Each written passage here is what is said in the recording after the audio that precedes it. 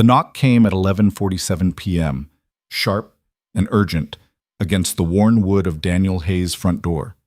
He froze, one hand still gripping the sink faucet, dish soap dripping onto the linoleum. Nobody knocked at his door. Not ever. Not at this hour. Not in this forgotten corner of South Seattle, where the streetlights flickered more than they shone and neighbors kept to themselves like it was a survival strategy. Through the window he could see her, a figure in expensive clothes that didn't belong here, shaking so hard she could barely stand. Mascara streaked down her face like war paint. Behind her, taillights disappeared into the rain. She turned, and their eyes met through the glass. In that moment, Daniel knew, whoever she was running from, they weren't far behind.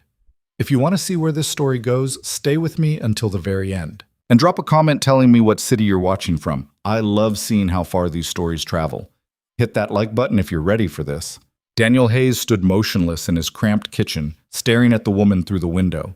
Every instinct screamed at him to pretend he wasn't home, to turn off the lights and wait for her to leave.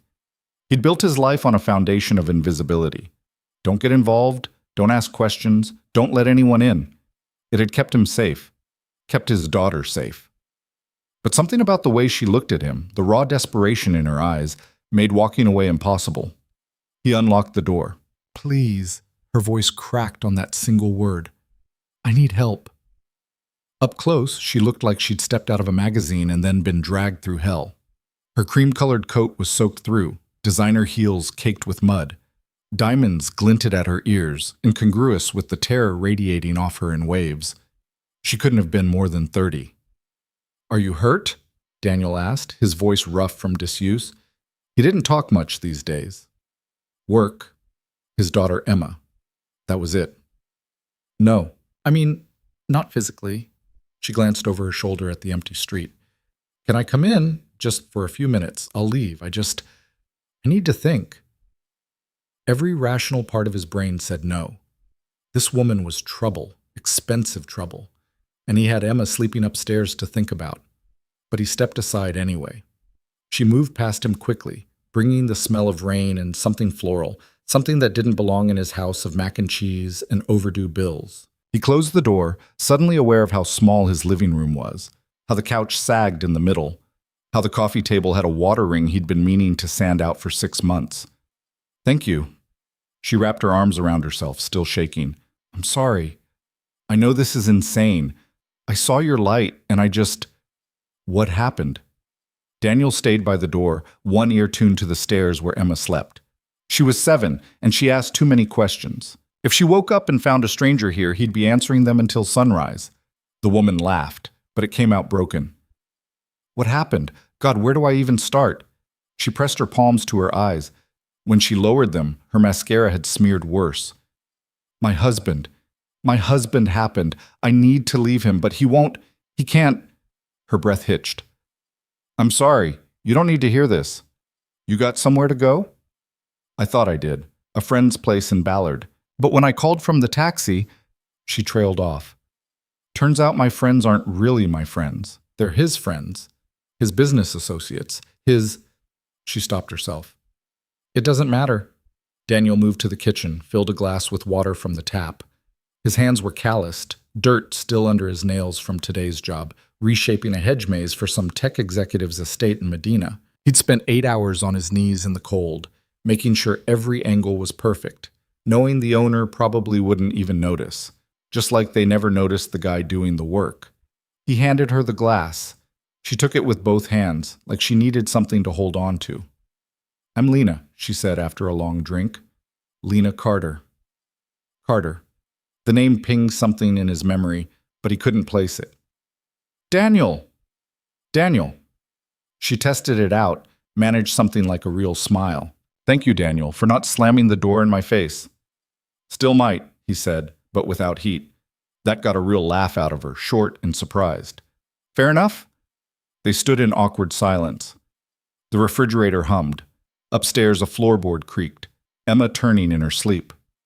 Lena noticed Daniel tense. "You have a kid." It wasn't a question, but he nodded anyway.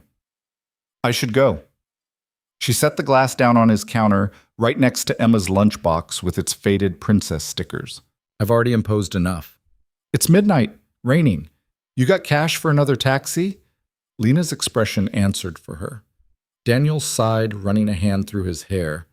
It needed cutting. Everything needed something. Couch pulls out. You can stay tonight. Tomorrow we figure out next steps. I can't ask you to. You're not asking. I'm offering. He moved to the closet, pulled out a blanket that had seen better days. But we're clear. Tomorrow you figure out where you're actually going. I'm not running a shelter. Of course. Relief flooded her face. Just tonight, I promise. Daniel showed her how the couch worked, found her a pillow, pointed out the bathroom. The whole time, he felt like he was watching himself from outside his body.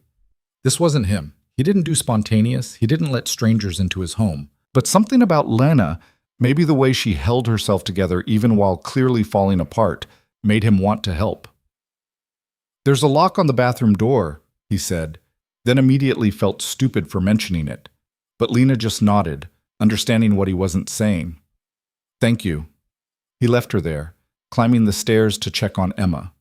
His daughter slept sprawled across her twin bed, one arm flung over her stuffed rabbit, mouth slightly open. She looked so much like her mother that sometimes Daniel had to look away. 3 years gone, and he still couldn't walk past Sarah's photo without feeling the knife twist. Downstairs, he heard water running in the bathroom. The pipes groaned, another thing he needed to fix. The list was endless. He didn't sleep much that night. Every sound from downstairs made him tense, waiting for something to go wrong. Around 3 a.m., he heard crying, muffled but unmistakable. He sat up, then forced himself to lie back down. She needed privacy. Whatever hell she'd walked out of, she'd earned the right to fall apart in peace. Morning came gray and drizzly, standard Seattle October fare. Daniel moved through his routine on autopilot, shower, coffee, pack Emma's lunch. He was spreading peanut butter when he remembered Lena. She was still asleep on the couch, curled into herself, still wearing yesterday's ruined clothes. In daylight, he could see more details. A bruise on her wrist, fading yellow-green. The way her hands were clenched even in sleep, like she was ready to fight. Daddy? Emma appeared at his elbow, rubbing her eyes.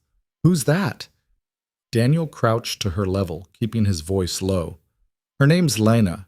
She needed a place to stay last night. Emma peered around him, curiosity winning over shyness. Is she your friend? Not exactly. She's just... He struggled for an explanation that would satisfy a 7-year-old. She needed help. Oh. Emma processed this with the seriousness she applied to everything. Like when we helped that bird with the broken wing? Despite everything, Daniel smiled. Something like that. Lena stirred, then sat up quickly, disoriented. Her eyes found Daniel, then Emma, and he watched her force herself to relax, to smile. Good morning, she said, voice rough with sleep. Morning. Daniel straightened. Emma, go brush your teeth. Bus comes in 20 minutes. Emma hesitated, staring at Lena with open curiosity, then scampered off. I'm sorry, Lena said immediately. I didn't mean to... It's fine. Daniel poured coffee into a chipped mug, slid it across the counter to her. Black okay? Perfect. She wrapped her hands around it like she had the water glass last night. What time is it? 7:30. God. She closed her eyes. I should go. You've been more than kind, but where? The question hung there. Lena's grip tightened on the mug. I don't know, she admitted finally. I have money. Well, I have credit cards, but he'll track those. She laughed without humor. I sound paranoid. You sound scared, Daniel corrected. Different thing.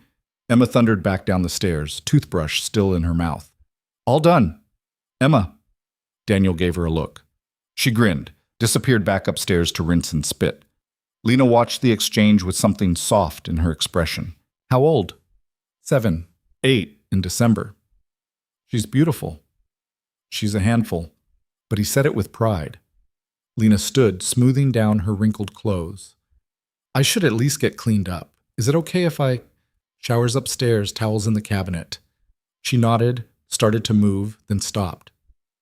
Daniel, I know this is weird, all of this, but thank you, truly. Don't thank me yet. Hot water's temperamental. That got another real smile out of her. 20 minutes later, Daniel was wrestling Emma into her jacket when his phone buzzed. Work. The crew chief asking if he could swap routes, take the Bellevue properties instead of Shoreline. Yeah, fine, Daniel said into the phone, already mentally rearranging his day. It meant an extra 30 minutes of driving, less time with Emma after school. But the Bellevue houses tipped better.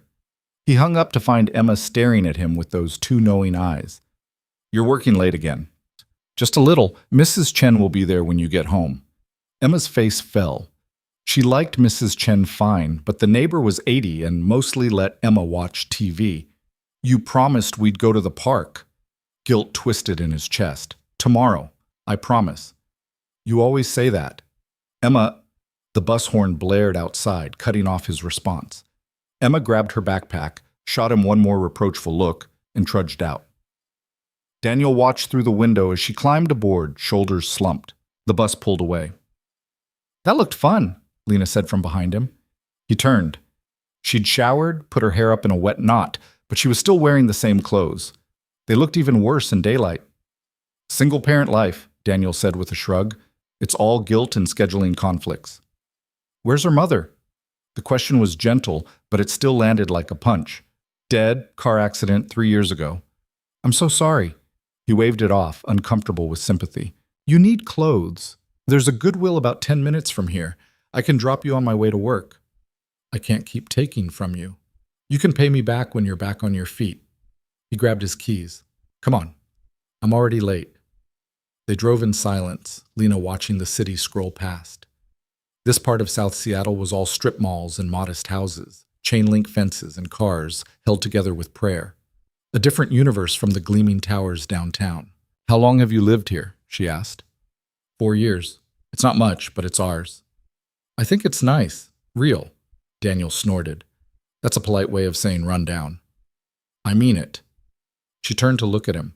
Everything in my life was curated, perfect, soulless. Your house feels lived in, loved. He didn't know what to say to that, so he said nothing.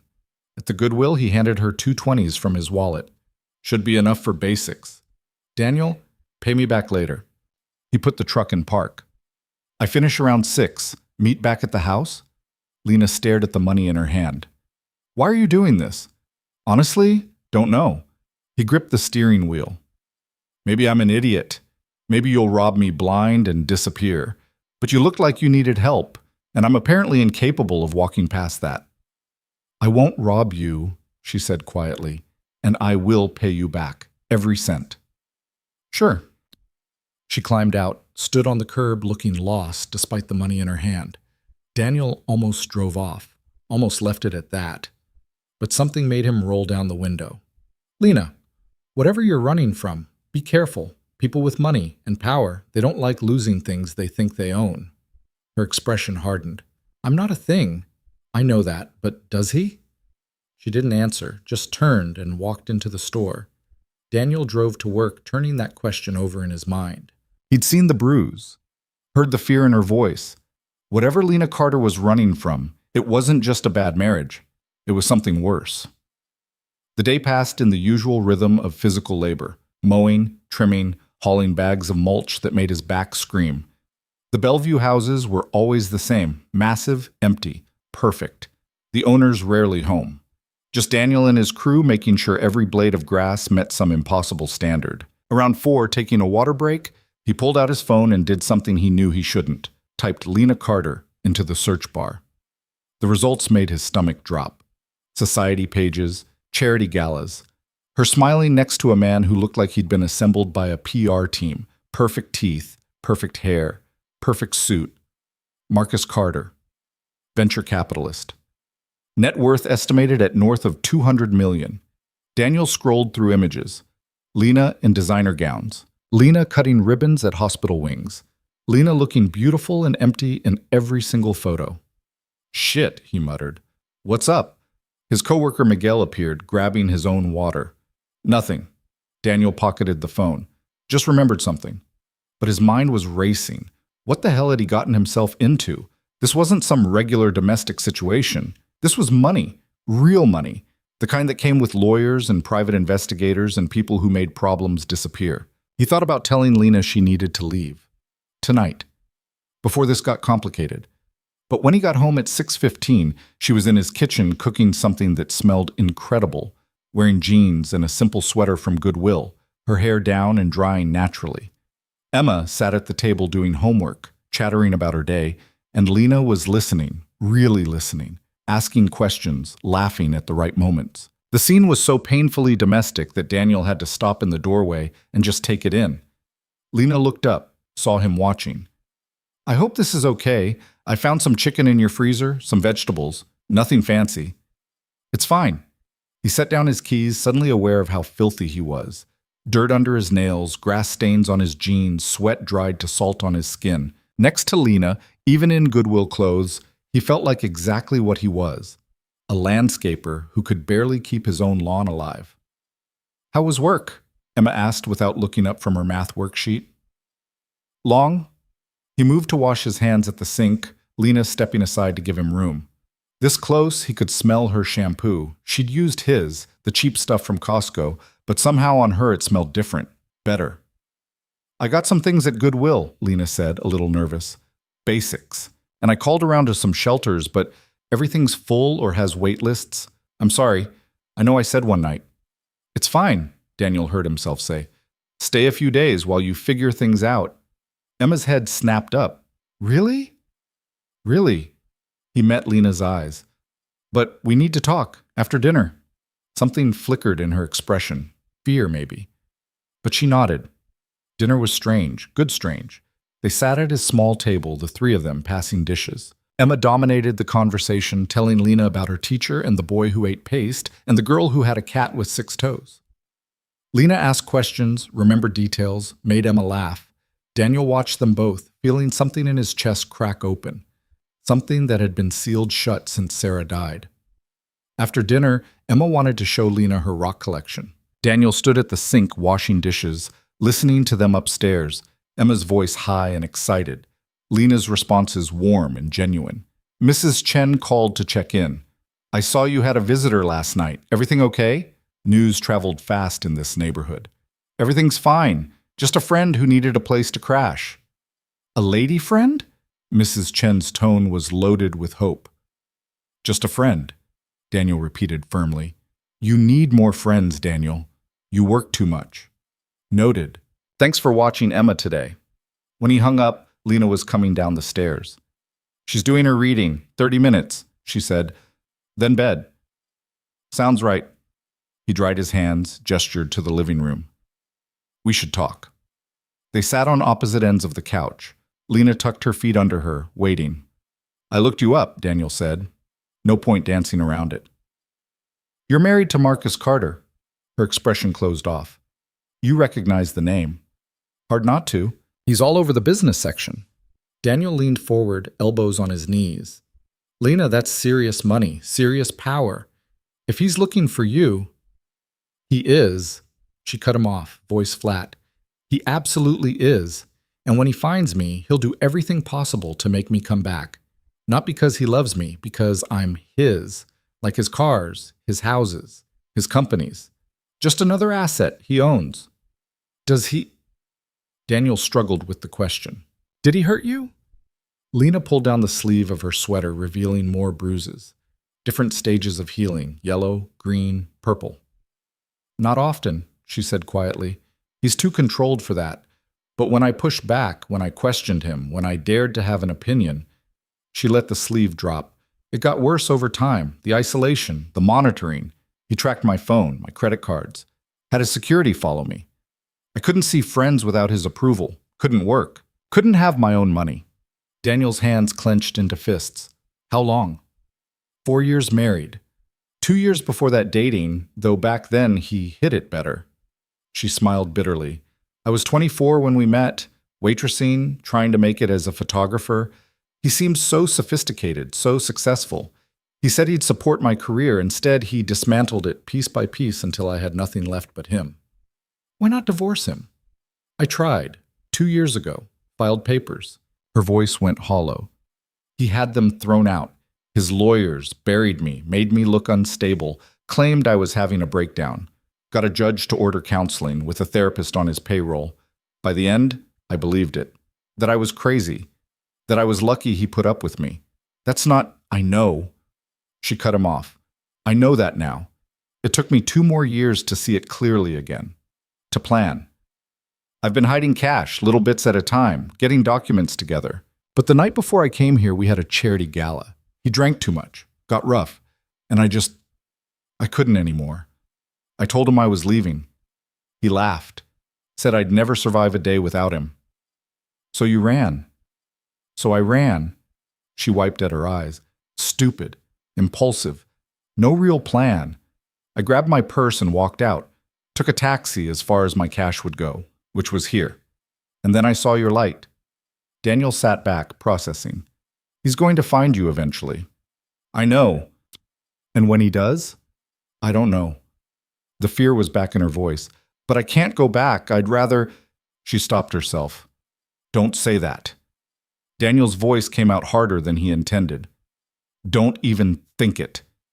They sat in heavy silence. Upstairs, Emma called out her reading was done. I'll go, Lena said, standing. Tomorrow. I'll figure something out. I won't drag you and Emma into this. Daniel should have agreed, should have been relieved. Instead, he heard himself say, Where will you go? I don't know. A motel, maybe. Somewhere he won't think to look. With what money? I have some cash. Enough for a few days. And then? Lena's composure finally cracked. I don't know, Daniel, okay?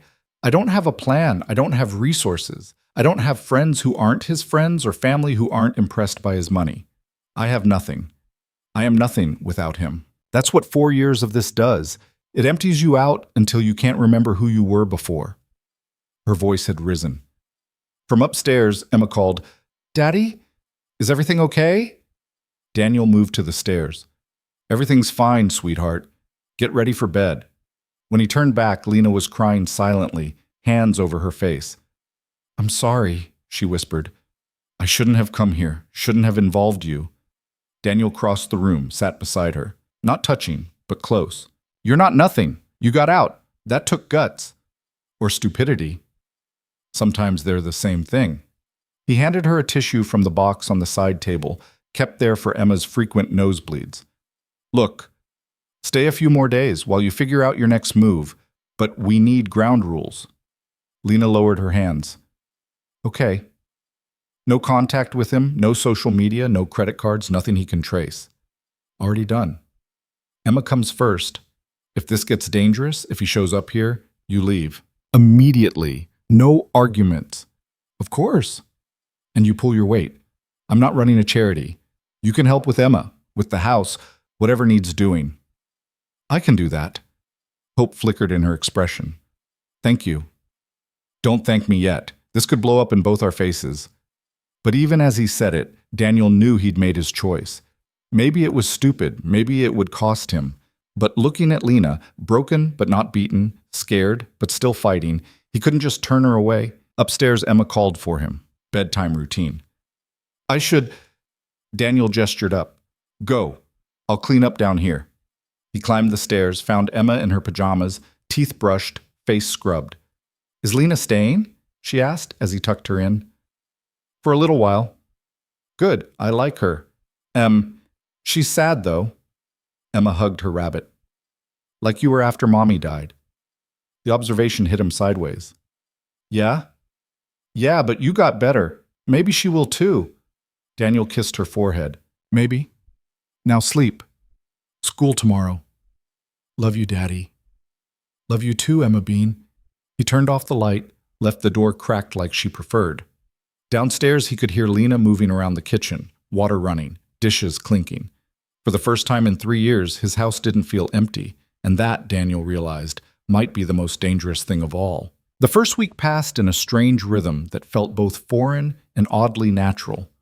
Lena folded herself into the gaps of their lives carefully, like she was afraid of taking up too much space. She woke before Daniel, had coffee ready by the time he stumbled downstairs.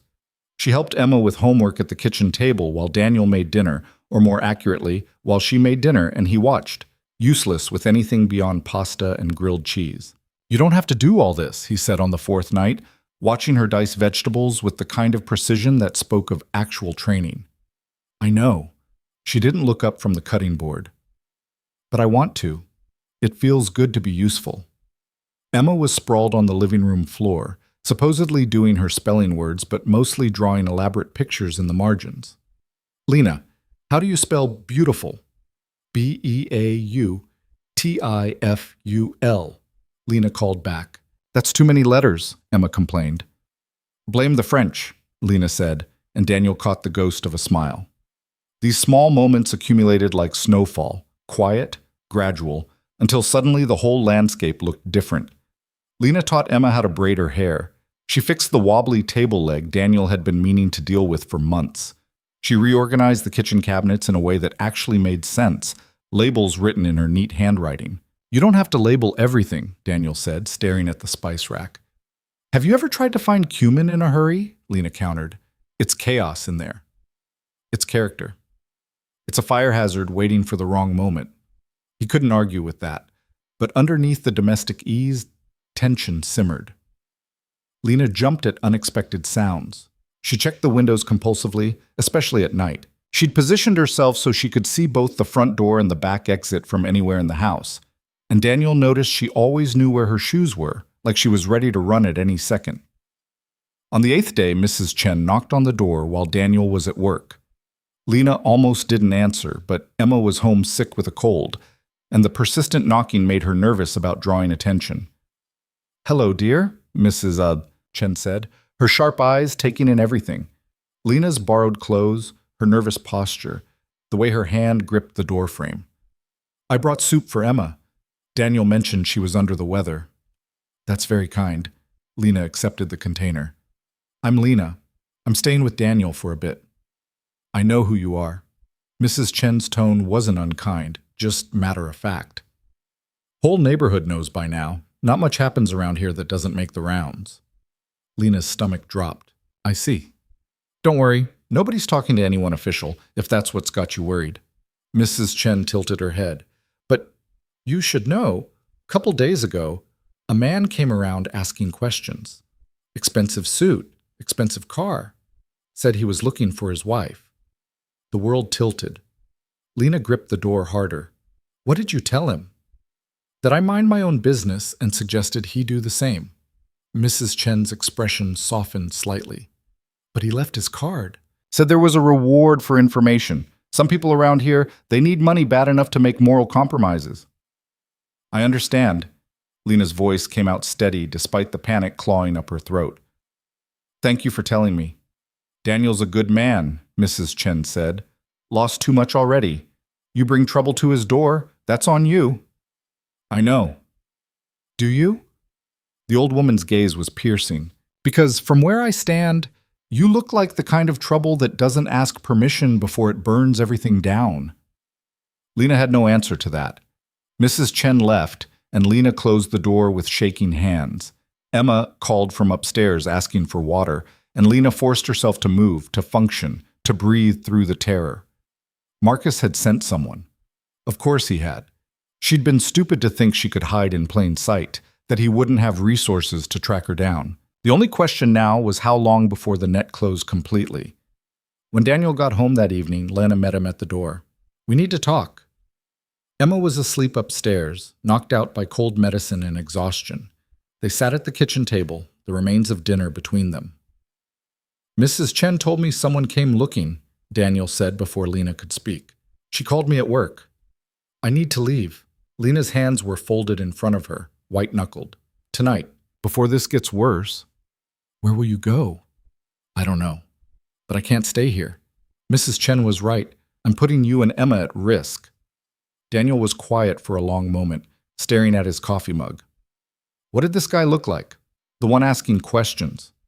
Mrs. Chen said expensive suit, expensive car.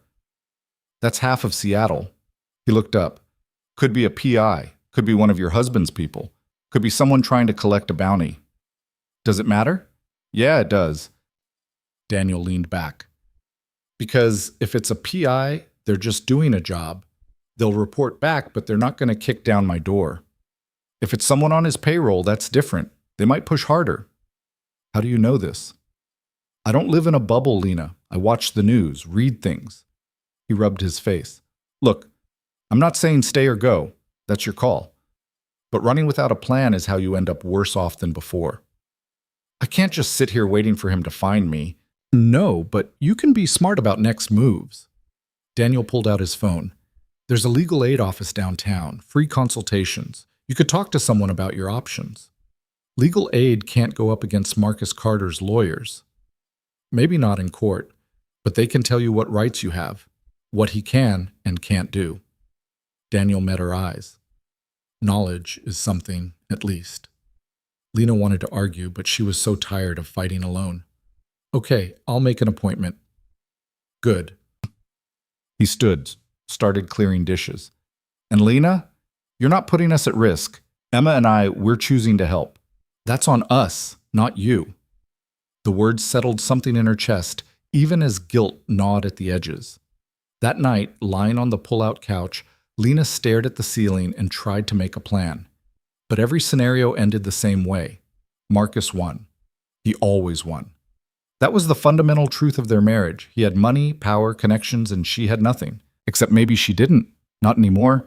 She had Daniel, who asked nothing in return for his help. She had Emma, who'd drawn her a picture of flowers that morning with "Get well soon, Lena," written in crooked letters.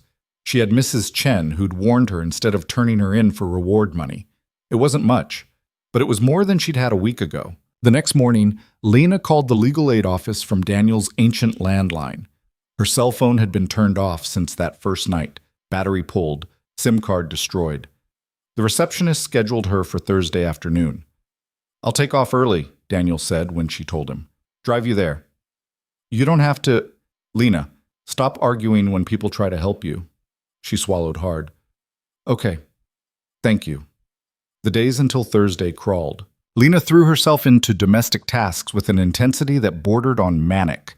She deep-cleaned the bathroom, organized Emma's overflowing toy chest, fixed the screen door that had been hanging crooked since summer.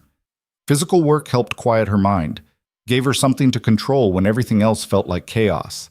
Emma recovered from her cold and went back to school, but not before extracting a promise from Lena to help with her science project. "We have to make a volcano," Emma explained seriously, "with vinegar and baking soda." "I think I can handle that," Lena said. They spent Wednesday evening constructing a papier-mâché mountain on newspapers spread across the kitchen table. Emma was meticulous, layering strips just so, tongue caught between her teeth in concentration. She looked so much like Daniel in those moments. Same serious expression, same careful hands. "My mom used to help me with projects," Emma said suddenly, "before she died." Lena's hands stilled. "Yeah?" "Yeah, she was good at art stuff, like you." Emma dipped another strip in the paste. "Do you have kids?"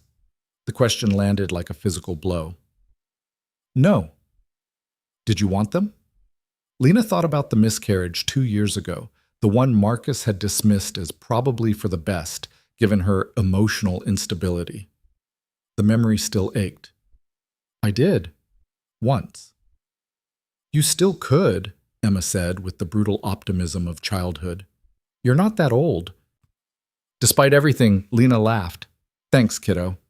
"I mean it. My teacher, Mrs. Rodriguez, had a baby last year, and she's like ancient, at least 40. Good to know I still have time." They worked in companionable silence. Daniel came home late, dirty and exhausted, and stopped in the doorway to watch them.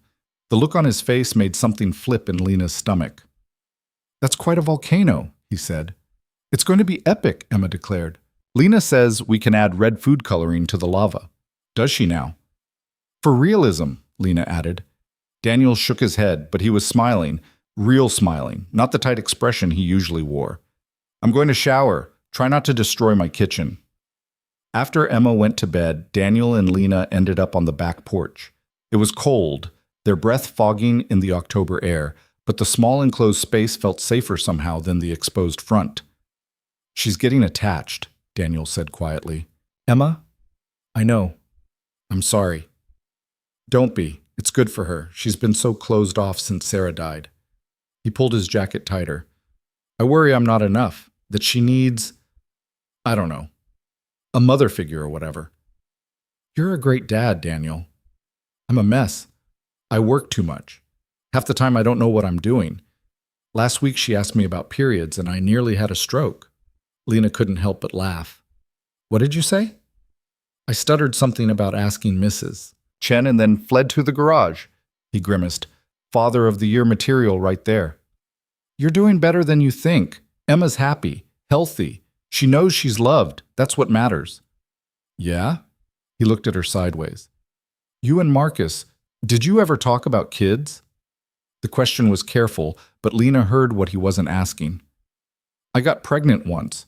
Lost it at 12 weeks. He was relieved. She wrapped her arms around herself. Said we'd try again when I was more stable, but that was code for never. He didn't want to share me, even with a child. That's... Daniel stopped himself. I'm sorry. Don't be. In hindsight, it was probably a blessing. Can you imagine bringing a kid into that situation? She stared at the dark yard. Sometimes I think about what kind of mother I would have been, if I would have been any good at it. You're good with Emma. That's different. She's yours. There's no pressure to be perfect. Lena, nobody's perfect. Parenthood is just controlled chaos and hoping you don't screw them up too badly. She smiled despite herself. That's comforting. It's honest. He shifted. Look, tomorrow, the legal aid thing. Don't get your hopes up too high. But don't assume the worst either. Just see what they say. Okay. They sat in silence, listening to distant traffic, a dog barking 3 houses down. The cold seeped through Lena's borrowed jacket, but she didn't want to go inside. Out here, in the dark, things felt possible. Can I ask you something? Daniel's voice was quiet. What made you finally leave? That night. What was the final straw? Lena considered lying, giving some sanitized version, but Daniel had earned honesty. He told me he'd scheduled a procedure, said my mood swings were getting worse, that I needed help. She forced the words out. It was a psychiatric commitment. Voluntary, he said, but we both knew what that meant. 30 days minimum in a facility where he controlled the doctors, the treatment, everything. And when I came out, I'd be so broken down I'd never try to leave again. Jesus.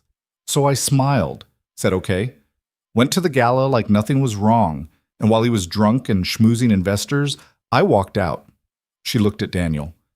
I had maybe a 2-hour head start before he noticed I was gone. Took a taxi until my cash ran out. Ended up here. Saw your light and thought, I don't know what I thought, that maybe someone would help. I'm glad you knocked. The words hung between them, heavy with implications neither was ready to examine. Thursday arrived too fast. Daniel left work at 3, picked up Emma from school, dropped her at Mrs. Chen's despite Emma's protest that she wanted to come too. This is boring grown-up stuff, Daniel told her firmly. You'll have more fun with Mrs. Chen. Mrs. Chen lets me watch TV and eat crackers. That's not fun. That's babysitting. Then suffer through it for me. In the truck, Lena was silent, hands twisted in her lap. She'd borrowed Daniel's nicest shirt, a button-down he wore to parent-teacher conferences, and paired it with her Goodwill jeans. She looked young and scared and trying very hard not to show it. You don't have to do this, Daniel said. Yes, I do. The legal aid office was in a rundown building downtown, sandwiched between a check-cashing place and a bail bonds office.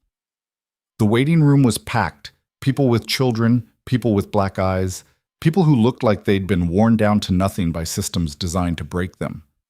Lena fit right in. They waited 45 minutes. Daniel read 6-month-old magazines while Lena stared at the intake forms in her lap. When her name was finally called, she stood on shaky legs. You want me to come? Daniel asked. No, I need to do this alone. She disappeared through a door. Daniel went back to his magazine, but he couldn't focus. Instead, he watched the other people waiting, all carrying their own burdens, all hoping some overworked lawyer could perform a miracle on a non-existent budget. Lena came back 90 minutes later. Her eyes were red but dry. In the truck, Daniel waited. Finally, Lena spoke. She was nice. The lawyer, young, probably fresh out of school, but she knew her stuff. Lena stared straight ahead. She said, I have options. I can file for divorce in Washington since I'm living here now. Marcus can fight it, but he can't stop it forever. It'll be ugly and expensive and drawn out, but it's possible. That's good, right? She also said he'll use everything against me. The fact that I left, that I have no income, no home, no stability. He'll paint me as unstable, irresponsible. His lawyers will bury me in motions and delays until I run out of money to fight back. Lena's voice cracked. She said my best option is probably to negotiate a settlement, agree to go quietly in exchange for enough money to start over. Would he agree to that? I don't know, maybe. If it means he wins, he might. She finally looked at Daniel. But that feels like giving up. It's not giving up, it's strategy. It's letting him win. He already won, Lena. The second he isolated you, controlled your money, your life, he won. This is about getting out with something instead of nothing. The words were harsh but true. Lena absorbed them in silence. The lawyer said she'd take my case pro bono if I decided to file, but she was clear about the odds. Marcus has resources. I don't. That's the math. Daniel pulled into his driveway, killed the engine. So what do you want to do? I want to fight. I want to stand up in court and tell everyone what he did. I want him to face consequences. Her hands clenched into fists. But I'm scared of what he'll do, of losing, of ending up right back where I started. You won't end up back there. Worst case, you're in the same position you're in now, free but broke. That's still better than before. Is it? I'm living on your couch, Daniel, wearing borrowed clothes, dependent on your charity. How is that freedom? The question had an edge to it, anger leaking through. Daniel didn't take it personally. Because you chose this. Every morning you wake up here, that's a choice you're making. That's the difference. Lena's anger deflated. I'm sorry, I shouldn't have. It's fine. You're allowed to be angry. They sat in the truck while shadows lengthened across the yard. Through the window, Daniel could see his house. Small, run down, but his. He thought about what it must look like to Lena, coming from a world of mansions and private jets, probably like slumming it. I'm going to file, Lena said suddenly. The lawyer said she'd start the paperwork tomorrow if I gave the word. You sure? No, but I'm doing it anyway. She met his eyes. And then I need to find a job. A real job. I can't keep living off your generosity. Lena, I mean it, Daniel. You've done enough, more than enough. But I need to stand on my own feet or this doesn't mean anything. He wanted to argue, but he understood. Okay, we'll figure it out. Inside, the house smelled like the casserole Mrs. Chen had dropped off. Emma was at the kitchen table, supposedly doing homework, but actually drawing elaborate doodles in her notebook. How was boring grown-up stuff? She asked without looking up. Boring, Lena said, but she managed a smile. How was Mrs. Chen's? She taught me to play mahjong. I'm terrible at it. That's because you're 7, Daniel said, ruffling her hair. Dinner was quiet. Emma chattered about school, something about a boy who brought a frog in his backpack, but Daniel could see Lena was somewhere else mentally. Processing, planning, preparing for a fight she wasn't sure she could win. After Emma went to bed, Lena pulled out her phone, the burner Daniel had bought her 2 days ago, cheap and untraceable. She stared at it for a long time. I need to call him, she said finally. Marcus, tell him I'm filing. You don't owe him that. Maybe not, but I want him to hear it from me. I want him to know I'm not coming back. Daniel didn't argue. This was her choice to make. Lena stepped onto the back porch. Through the window, Daniel watched her pace, phone to her ear. He couldn't hear the conversation, but he saw her body language shift, shoulders back, chin up, fighting stance. She came back inside 10 minutes later. Her hands were shaking, but her expression was set. What did he say? Daniel asked. That I'm making a mistake. That I'll regret this. That he'll destroy me in court. She sat down hard. And then he said if I came back tonight, he'd forgive everything. We could start over. He'd get me help, real help, and we could fix our marriage. But you said no. I said I'd rather die alone than spend another minute as his wife. Lena's voice was steady despite the trembling hands. He hung up, but not before telling me I'd be hearing from his lawyers. So it's real now. Yeah, it's real. They sat in silence. Outside, wind rattled the windows. Somewhere in the distance, sirens wailed. I'm scared, Lena admitted, terrified. But also, I don't know. Relieved? Like I've been holding my breath for 4 years and finally I can exhale. That's good. Fear means you're paying attention. Relief means you made the right choice. I hope so. She looked at him. Daniel, when this gets ugly, and it will get ugly, you can change your mind. About me staying here, I won't hold it against you. I'm not changing my mind. You say that now. But when his lawyers start digging into your life, when they show up at your work, when they try to paint you as some kind of accomplice, then they do that. Daniel's voice was firm. I'm a landscaper who took in someone who needed help. That's not a crime. In Marcus's world, it is. Oh, good thing we're not in his world. Lena wanted to believe him, wanted to trust that Daniel's simple decency would be enough armor against what was coming. But she'd seen what Marcus did to people who got in his way. He didn't just win, he obliterated. And now Daniel and Emma were in the blast radius. That night, Lena barely slept. She kept replaying the phone call, Marcus's voice dripping with false concern, the underlying threat clear as day. She defied him, embarrassed him, made him look weak. He wouldn't forgive that. Around 3 a.m., she heard footsteps. Daniel appeared in the kitchen doorway, hair sticking up, wearing an old t-shirt and sweatpants. Can't sleep either? He asked. Too much in my head. He moved to the stove, put on water for tea. The domestic gesture was so normal it made Lena want to cry. Sarah used to make tea when she couldn't sleep, Daniel said, his back to Lena. Some herbal thing that tasted like grass clippings but supposedly helped. After she died, I found 17 boxes of it in the cabinet. Took me a year to throw them out. What was she like? Daniel was quiet for a long moment. Stubborn, funny. She called me on my bullshit, which I needed. We met in college. She was pre-med. I was barely scraping by in general studies. No idea what I wanted to do with my life. She said that was fine, long as I figured it out eventually. Did you? Not really. Dropped out junior year when money got tight. Started working landscaping to pay bills. Kept meaning to go back, but then Sarah got pregnant and he shrugged. Life happened. We got married at City Hall, had Emma, scraped by. It wasn't glamorous, but it was ours. She sounds wonderful. She was.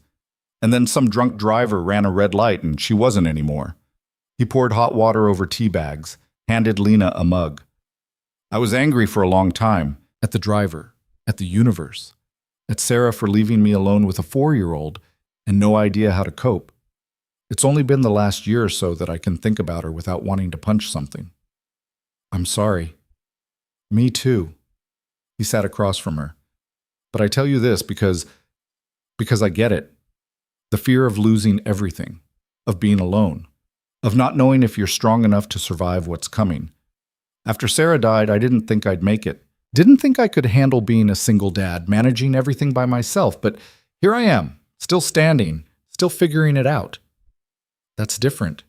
You didn't choose to lose Sarah. No, but you didn't choose the situation you're in either. You chose to get out of it. That takes a different kind of strength. Lena wrapped her hands around the warm mug. What if I'm not strong enough? Then you fake it until you are. That's what I did. They drank tea in the quiet kitchen while the clock ticked toward morning. And for the first time since she'd knocked on Daniel's door, Lena felt like maybe, just maybe, she might actually survive this. The divorce papers arrived 6 days later, delivered by a process server who looked bored and vaguely apologetic. Lena signed for them with hands that only shook a little, then stood in the doorway watching the man drive away in his beat-up sedan. The envelope felt heavy, weighted with more than just paper. She didn't open it right away. Instead, she set it on the kitchen counter and stared at it like it might explode. Daniel found her there 20 minutes later, still frozen, still staring. That them? He asked. Yeah. You going to open it? Eventually.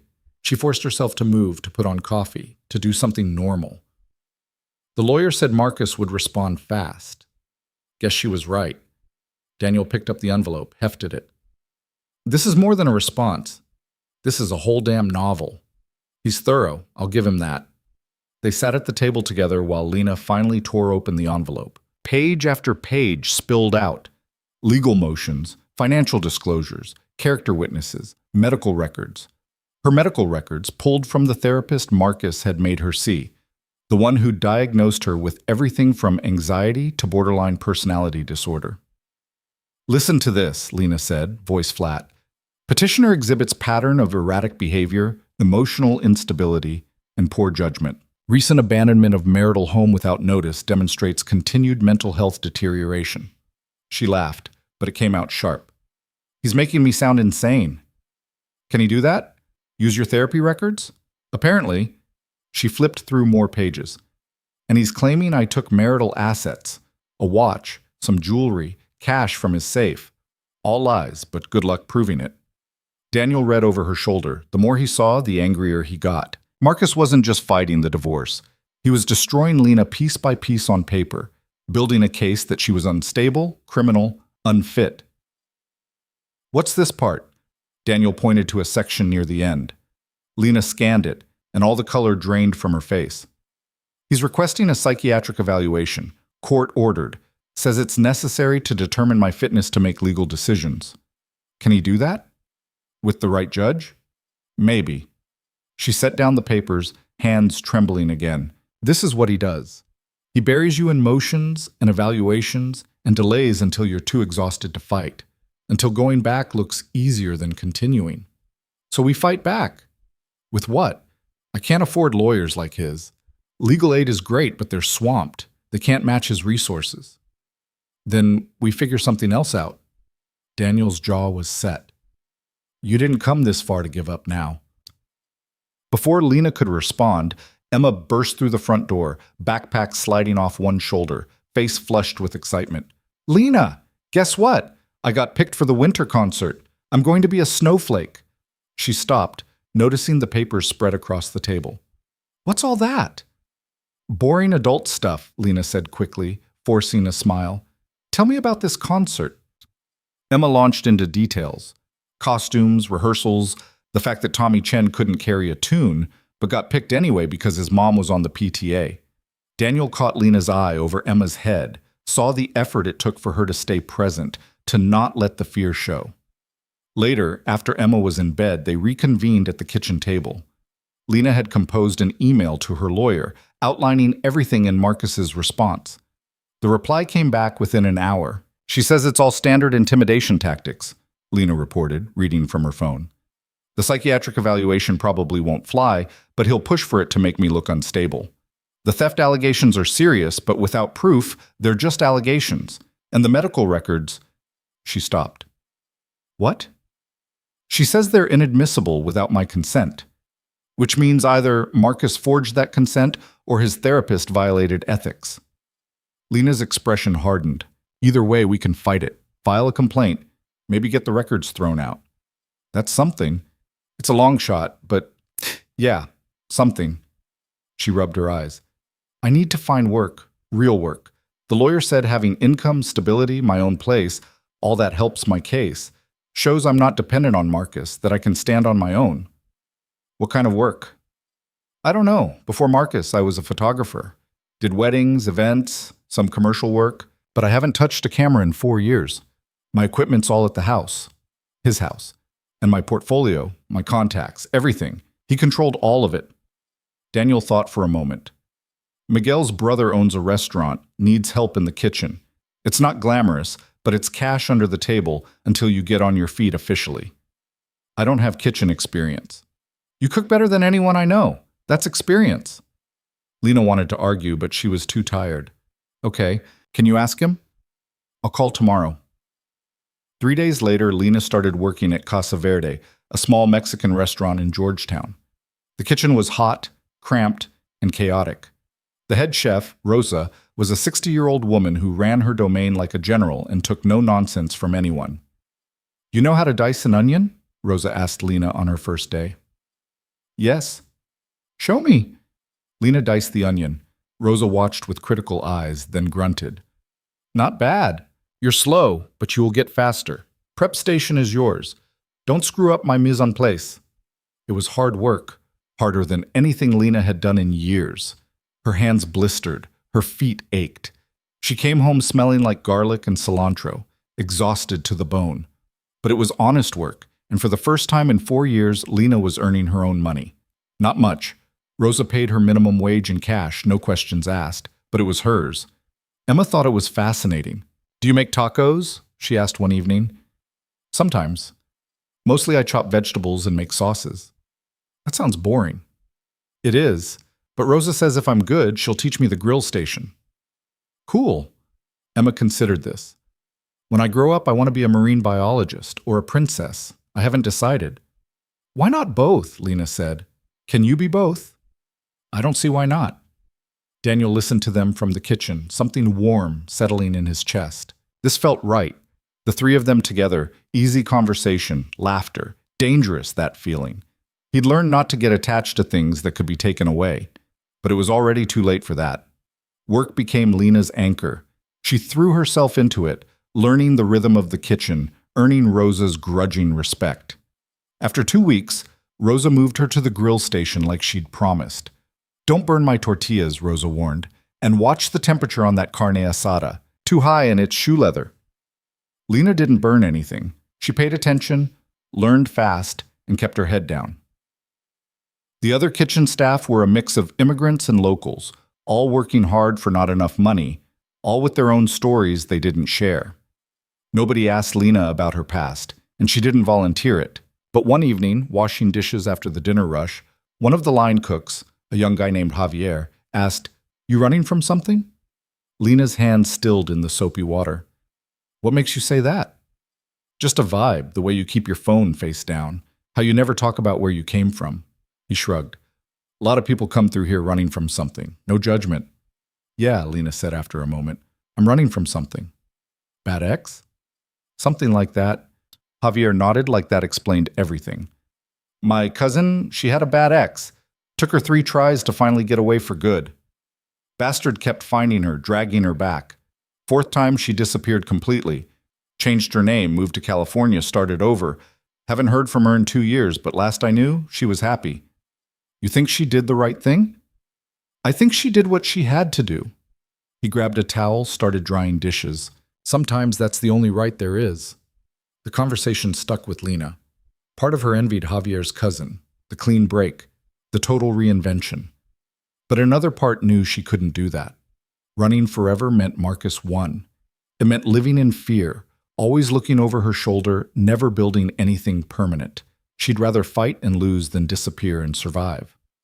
The first real blow came 3 weeks after the initial papers. Marcus filed a motion claiming Lena had kidnapped herself, that she'd left during a mental health crisis and was now a danger to herself and others. He requested an emergency hearing to compel her return to appropriate care facilities. The legal aid lawyer called Lena at work. This is bad. He's trying to get a judge to order you into psychiatric hold. Lena stepped into the alley behind the restaurant, heart hammering. Can he do that? If he can prove you're a danger? Maybe. But his evidence is thin, just the old therapy records and some creative interpretation of events. Still, we need to respond fast. Can you come to the office tomorrow? I work tomorrow. Lena, this is important. If we don't fight this, he might actually get a court order. She closed her eyes. Okay, I'll be there. Rosa wasn't happy about Lena missing a shift, but she didn't ask questions. You got trouble with the law? Trouble with my ex. Same thing, usually. Rosa waved her off. Go. But you missed the Friday rush. You're fired. At the legal aid office, Lena and her lawyer, a young woman named Amy Tran, who looked like she survived on coffee and spite, strategized. We need character witnesses, Amy said. People who can testify you're stable, employed, not a danger to anyone. I don't have people. I have Daniel and his daughter. That's it. Daniel, the guy you're staying with? Yes. Amy made a note. That's not ideal. Marcus's lawyers will paint it as you shacking up with some random guy you barely know. He's not random. He helped me when I had nowhere else to go. I believe you, but optics matter in court. Amy tapped her pen against her notepad. What about your employer, this Rosa person? How long have you worked for her? 3 weeks. Better than nothing. Anyone else? Old friends? Family? Lena thought of her parents, dead in a car crash when she was 22. Her sister, who'd married a banker and moved to Singapore, who'd slowly stopped calling after Marcus made it clear he didn't approve of the relationship. No cousins, no close friends who hadn't been systematically cut out of her life. No, she said finally. There's no one else. Amy's expression softened. Okay, we work with what we have. I'll prep Rosa, prep Daniel. We'll build a narrative. You left an abusive marriage. You're rebuilding your life. You're employed and stable. The therapy records are inadmissible, and even if they weren't, seeking help isn't evidence of instability. When's the hearing? Next Thursday. Judge Harrison presiding. Amy grimaced. He's old school, not great for domestic cases, but he's fair, mostly. Lena left feeling like she'd been punched. 1 week to prepare for a hearing that could send her back to Marcus's control, back to the suffocating prison her life had become. That evening, she told Daniel everything. He listened without interrupting, his expression getting darker with each detail. When she finished, he was quiet for a long moment. "They'll call me to testify?" he asked finally. "Probably, if you're willing." "Of course I'm willing. But Lena, they're going to come after me. They'll dig up every parking ticket, every late bill payment. They'll make me look like some creep who preys on vulnerable women." "I know, and if you don't want to—" "I didn't say that." His voice was firm. "I said they'll try. Doesn't mean they'll succeed." "Daniel, this could affect Emma. If Marcus's people start harassing you, showing up at your work, then we deal with it." He reached across the table, covered her hand with his. The touch was brief but solid. "I'm not backing out. You need someone in your corner, and I'm here. That's the end of it." Lena's throat tightened. "Why are you doing this?" "Doing what?" "Risking everything for someone you barely know." Daniel pulled his hand back, looked uncomfortable. "I know you well enough. And maybe—" He stopped himself. "What?" "Maybe I'm tired of playing it safe. After Sarah died, I shut down. Went through the motions. Work, Emma, repeat. Nothing risky, nothing that could hurt. But that's not living. That's just existing." He met her eyes. "You walking through my door, that was terrifying. Still is. But it's also the first time in 3 years I've felt alive. So yeah, I'm taking the risk." The admission hung between them, charged with things neither was ready to name. Emma's voice drifted down from upstairs. "Dad, I need help with my math." The moment broke. Daniel stood. "I should—" "Yeah, go." He paused at the stairs. "We'll get through this. The hearing, all of it. You're not alone." "I know," Lena said, and for the first time, she actually believed it. The next few days were a blur of preparation. Amy coached Lena on how to testify, what to say, what not to say. Rosa agreed to appear as a character witness, grumbling about wasting her time but showing up anyway. Daniel spent an evening with Amy going over his testimony. When he came home, he looked exhausted. "They're going to paint me as a homewrecker," he told Lena. "Your husband's lawyers. They'll say I seduced you, manipulated you into leaving. That's ridiculous. Doesn't matter if it's ridiculous. It's a narrative that plays." He ran his hands through his hair. "Amy says to stick to facts. When you arrived, what condition you were in, how long you've been here. Don't speculate on your marriage. Don't defend you too hard. Just answer the questions." "I hate that you have to do this." "Yeah, well, little late to back out now." The night before the hearing, neither of them slept much. Lena lay on the pull-out couch, staring at the ceiling, running through Amy's coaching in her head. "Stay calm. Answer directly. Don't let them rattle you. Don't cry, no matter what they say." Around 2 a.m., she heard Daniel moving around upstairs. Then his footsteps on the stairs. "You awake?" he whispered. "Yeah." He sat on the edge of the couch, careful to keep distance between them. "I keep thinking about tomorrow. All the ways it could go wrong." "Me too."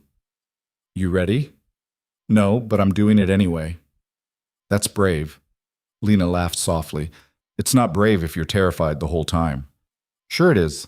Brave is being scared and doing it anyway." He was quiet for a moment. "Sarah used to say that. When I was freaking out about something, money, fatherhood, whatever, she'd tell me courage isn't the absence of fear. It's action despite fear." She sounds like she was wise. She had her moments. He smiled in the darkness. "She would have liked you, I think. Would have told me to stop being an idiot and help you." "You're not an idiot. Jury's still out on that one." He stood. "Try to get some sleep. Tomorrow's going to be rough." But after he left, Lena felt fractionally better, less alone in the dark. Morning came too fast. Daniel dropped Emma at Mrs. Chen's early. He'd told her he had an important meeting, which wasn't technically a lie. Emma had looked at both of them with knowing eyes, but hadn't pushed. The courthouse was downtown, a brutalist concrete building that looked designed to intimidate. Amy met them outside carrying a briefcase that had seen better days. "Okay, ground rules," she said as they walked in. "Let me do the talking unless you're on the stand. Marcus will probably be here. Don't engage, don't even look at him if you can help it. His lawyers will try to provoke you. Stay calm." Inside, the hallway was packed with people waiting for their own hearings. Custody battles, evictions, small claims. Everyone looked worn down by the system. And then Lena saw him. Marcus stood near the courtroom doors, flanked by two lawyers in suits that probably cost more than Daniel's truck. He looked exactly as she remembered, tall, polished, handsome in a way that photographs well. When his eyes found hers, he smiled. Not warm, predatory. "Lena," he said, voice smooth, "you look tired. This whole thing must be so stressful for you." Amy stepped between them. "Mr. Carter, please don't speak to my client. I'm speaking to my wife." Marcus's smile didn't waver. "Lena, it's not too late. Come home. We can work this out privately without all this ugliness." "She's not going anywhere with you," Daniel said, voice hard. Marcus's attention shifted to Daniel for the first time, and Lena saw the calculation in his eyes. The assessment, the dismissal. "You must be the landscaper." Marcus made it sound like an insult. "I appreciate you providing temporary shelter for my wife during her episode. I'll make sure you're compensated for your trouble." "She's not a package you shipped to the wrong address," Daniel said. "No, she's my wife, who left during a mental health crisis. I'm simply trying to ensure she gets the help she needs." Marcus's tone was reasonable, concerned, perfect for any onlookers. One of his lawyers touched his arm. "Mr. Carter, we should go in." Marcus nodded, but his eyes stayed on Lena. "I'll see you inside. I'm looking forward to having a chance to clear all this up." He walked into the courtroom like he owned it. Maybe he did. "Ignore him," Amy said quietly. "That's what he wants, to get under your skin before you even testify." But Lena was already rattled. Seeing Marcus in person, hearing his voice, watching that calculated performance, it brought everything back. The fear, the second-guessing, the voice in her head that whispered, maybe he was right. Maybe she was unstable. Maybe she should just go back. Daniel must have seen something in her expression because he leaned close. "Hey, look at me." She did. "You're not going back there. Whatever happens in that courtroom, you walk out free. Got it?" Lena nodded, not trusting her voice. "All rise." They filed into the courtroom. Judge Harrison was exactly as Amy had described. Late 60s, white hair, the kind of face that had seen everything and been impressed by none of it. He looked tired before the hearing even started. Marcus's lead lawyer stood. His name was Richard Blackwell, and he had the kind of reputation that made other lawyers nervous. "Your Honor, we appreciate the court's time on this urgent matter. Our client, Mr. Marcus Carter, is here today out of deep concern for his wife's welfare." Amy countered immediately. "Your Honor, this is a transparent attempt to intimidate Ms. Carter into abandoning her divorce petition. There is no emergency, no crisis, just a woman exercising her legal right to leave an abusive marriage." "Alleged abuse," Blackwell interjected smoothly, "which Ms. Carter has provided zero evidence for. What we have is documented mental health struggles, erratic behavior, and abandonment of the marital home without notice." Judge Harrison held up a hand. "I've read the motions. Let's hear from Ms. Carter directly. Ms. Carter, please take the stand." Lena stood on shaking legs. The bailiff swore her in, and she sat, hands folded in her lap to hide the trembling.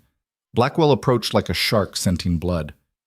"Ms. Carter, when did you leave your husband?" "October 15th. "And you didn't tell him you were leaving?" "No." "Didn't leave a note? Call? Text?" "No." "You simply vanished in the middle of the night, leaving your husband frantic with worry?" Amy objected. "Argumentative." "Sustained," Judge Harrison said. "Mr.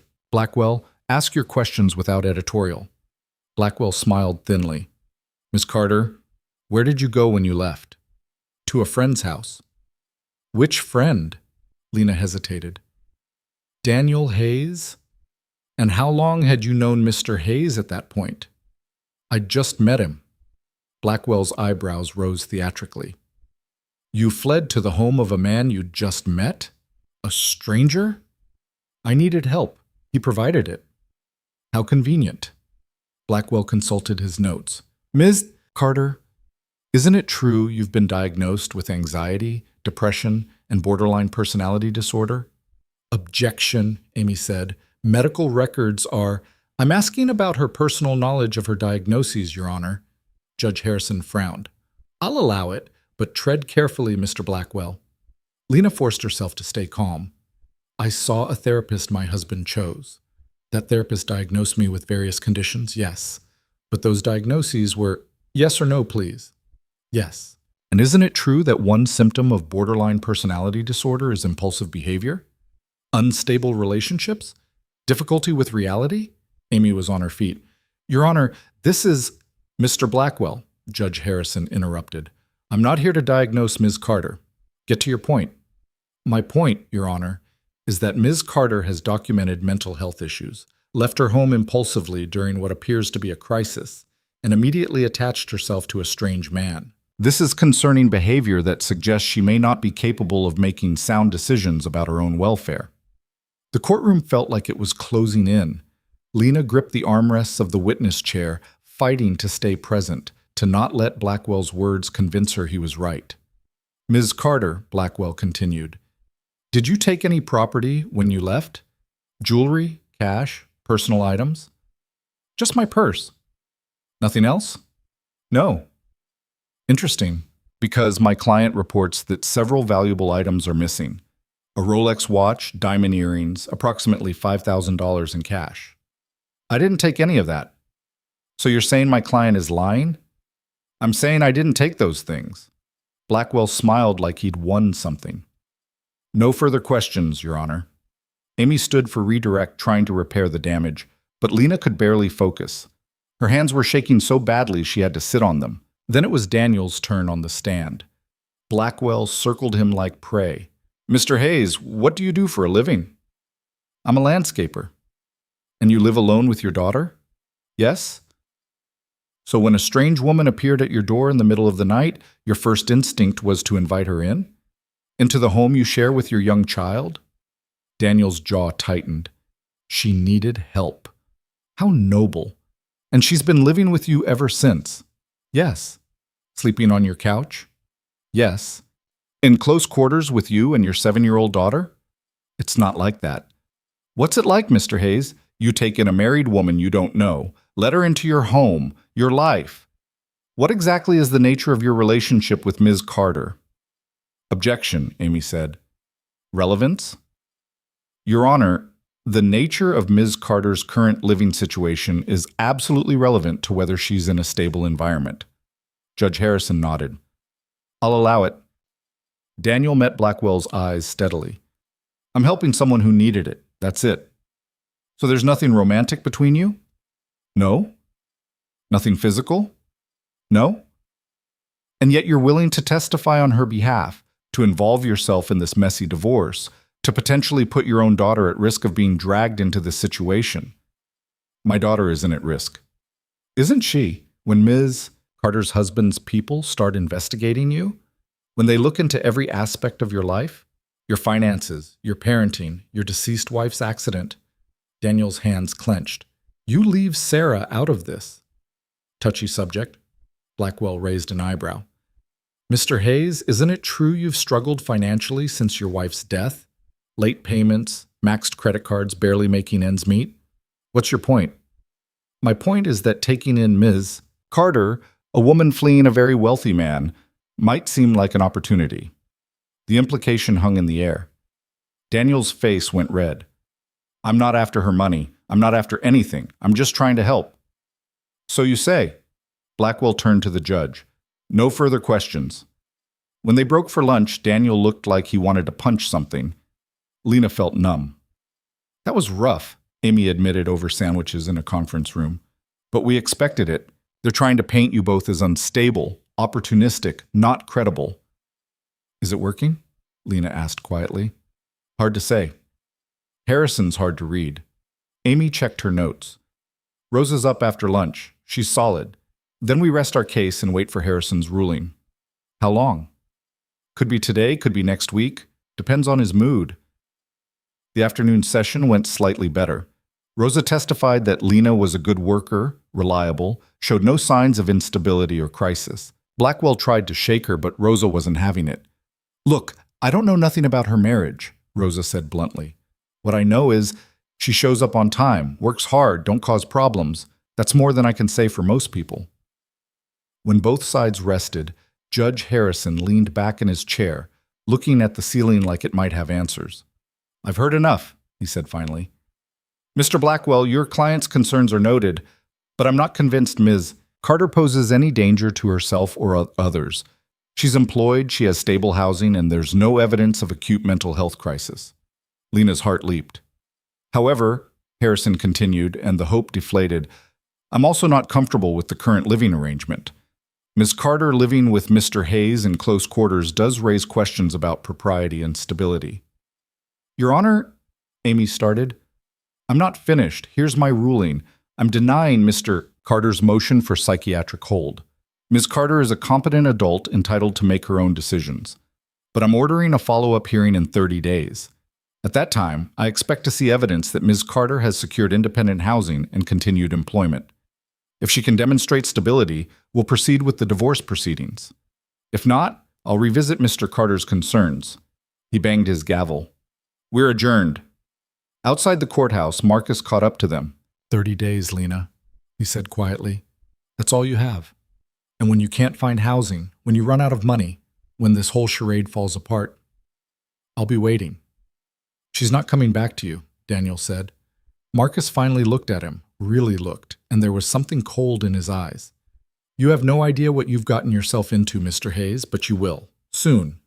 He walked away, his lawyers trailing behind like remoras. Amy touched Lena's arm. We won, mostly. But he's right about one thing. You need your own place. 30 days isn't much time. I know, Lena said. But inside she was already calculating. Her paychecks from Rosa, the few hundred she'd saved. It wasn't enough for first and last month's rent. Not even close. In the truck, Daniel was quiet. Finally he said, We'll figure out the housing thing. How? I don't have the money, and nobody's going to rent to someone with no credit history, no references. There's got to be something. A room somewhere, a studio. In Seattle? With what I make? Lena laughed bitterly. I'd need 3 jobs just to afford a closet. They drove in silence. The victory felt hollow. They'd won the battle, but the war was far from over. That night, Emma asked why everyone looked so sad. Long day, sweetheart, Daniel said. Did the meeting go bad? Not bad, just complicated. Emma studied them both with those 2 old eyes. Lena's not leaving, is she? No, baby. I'm not leaving, Lena said, hoping it was true. But later, lying in the dark, she wondered how long she could keep that promise. The search for housing became Lena's obsession. Every spare moment between shifts at Casa Verde, she scrolled through rental listings on her cheap phone, calling numbers that either didn't answer or laughed when she explained her situation. No credit history, no references beyond a landscaper and a restaurant owner, no previous rental history she could prove. On paper, she was nobody, exactly what Marcus had designed. There's a room in Renton, she told Daniel one evening, showing him a listing. $300 a week, shared bathroom. Daniel looked at the address and shook his head. That's not a room, that's a trap house. You're not going there. I don't have a lot of options. Then we make more options. But making options required resources they didn't have. Daniel had quietly asked around his crew, put out feelers, but most places wanted first, last, deposit, easily $3,000 Lena didn't possess. 2 weeks after the hearing, Marcus made his next move. Daniel came home to find a black town car parked across the street. A man in a dark suit sat inside, watching the house. Not hiding, not pretending, just watching. The hell is this? Daniel muttered, grabbing his phone. Before he could call anyone, the man got out of the car. Middle-aged, unremarkable face, the kind of person who disappeared in crowds. He held up his hands in a peaceful gesture as he approached. Mr. Hayes? I'm not here to cause trouble. Then why are you here? I work for Mr. Carter. He asked me to deliver a message. The man pulled an envelope from his jacket, held it out. He's willing to make this all go away. The divorce, the legal fees, everything. Ms. Carter gets a generous settlement, enough to start over anywhere she wants. All she has to do is sign a non-disclosure agreement and drop the abuse allegations. Daniel didn't take the envelope. She's not making abuse allegations. Not yet, but Mr. Carter wants to ensure she doesn't. This offer is good for 48 hours. After that, things get more complicated. That a threat? The man's expression didn't change. It's a reality check. You're a single father, Mr. Hayes. You have a daughter to think about, a job that requires you to enter private property. It would be unfortunate if questions were raised about your background checks. If clients started to worry about who they're letting into their homes. Daniel's hands clenched into fists. Get off my property. Just delivering a message. The man set the envelope on the porch railing. 48 hours. Think about it. Think about what's best for your family. He walked back to the car and drove away. Daniel stared at the envelope like it was radioactive. Inside, Lena was helping Emma with a book report. She looked up when Daniel came in, saw his expression. What happened? Not now. He nodded toward Emma. Later, after Emma was asleep, he showed Lena the envelope. Inside was a check for $250,000 made out to Lena Carter and a 10-page non-disclosure agreement. Lena read through it with shaking hands. The terms were clear. She got the money, Marcus got his reputation intact. She could never speak about their marriage, never write about it, never even imply abuse occurred. If she violated the NDA, she'd owe 10 times the settlement amount. $250,000, she said quietly. That's more money than I've ever seen. It's a gag order, Daniel said. He's buying your silence. I know. She set down the papers. But with this money, I could get my own place. Pay Amy's fees, start over properly. Isn't that what we wanted? Not like this. Why not? Lena's voice rose. Because it's his money? Because it feels like giving up? Daniel, I'm exhausted. I'm tired of fighting, tired of being scared, tired of dragging you and Emma into my mess. This could end it. Clean break. You really believe that he'd just let you walk away? He'd have to. It's a legal contract. Daniel laughed without humor. Lena, the man sent someone to threaten my livelihood. You think he plays by rules? Then what do I do? Keep working for minimum wage, hoping I scrape together enough for some dump that'll barely pass inspection? Keep putting you at risk? She was crying now, frustrated tears. I don't have good choices here. I have bad and worse. Daniel pulled her into a hug before he could think better of it. She stiffened, then collapsed against him, shaking. We'll figure something out, he said into her hair. But signing this, it's not the answer. Trust me. She wanted to believe there was another way. But the check sat on the table between them like a taunt, representing safety and security she desperately needed. The next morning, Lena called Amy. He's trying to buy you off, Amy said bluntly. Classic move. Offer just enough money to make the fight seem not worth it. It's a lot of money, Amy. I could actually survive on that. For how long? A year? 2? Then what? Meanwhile, he gets to tell everyone his wife was crazy and greedy, took his money and ran. He wins the narrative. You disappear into obscurity. That what you want? Lena didn't answer. Amy's voice softened. Look, I get it. This is hard. You're tired. But if you take this money, you're letting him define your story. And that story will follow you forever. After she hung up, Lena sat in the quiet house. Daniel had taken Emma to school, gone to work. She was alone with her thoughts and the check on the table. She picked it up. $250,000. She could go anywhere, do anything, be free. Except she wouldn't be free. She'd just be bought. Lena tore up the check. When Daniel got home that evening, she showed him the pieces in the trash. You sure? He asked. No, but I did it anyway. He smiled, and something in his expression made Lena's heart skip. Okay then, Plan B. What's Plan B? No idea, but we'll figure it out. 2 days later, Marcus's response came in the form of an article. Not in the mainstream press, he was too smart for that, but in a high society blog that covered Seattle's wealthy elite, there was a piece about Marcus Carter's charitable work, his commitment to mental health advocacy, his personal tragedy of a wife suffering from severe mental illness who'd abandoned their marriage during a psychotic break. The article named no names, but anyone who knew Marcus would recognize the story, and the comments section was brutal. People praising Marcus for his patience, expressing sympathy for what he was going through, condemning that woman for her ingratitude. Lena read it in the Casa Verde break room and felt sick. "You okay?" Rosa asked, noticing her expression. "No." Lena showed her the article. Rosa read it, her face darkening. "This your ex?" "Yeah." "He's a piece of work." Rosa handed back the phone. "But you know what? People who read this garbage, they don't matter. They don't know you. They don't know the truth." "The truth doesn't seem to matter much." "Maybe not to them, but it matters to you, and to the people who actually know you." Rosa squeezed her shoulder.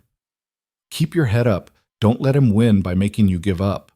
The words helped a little, but that night, lying on the pull-out couch, Lena felt the weight of it all crushing down. Marcus was winning. He'd poisoned the narrative, isolated her, made sure she looked unstable and desperate, and she was running out of time to prove otherwise. The breakthrough came from an unexpected source. Daniel's crew chief, a gruff man named Tom who'd worked landscaping for 30 years, pulled Daniel aside one morning. "Heard you got a friend in a tough spot. Housing situation." Daniel was immediately wary. "Maybe.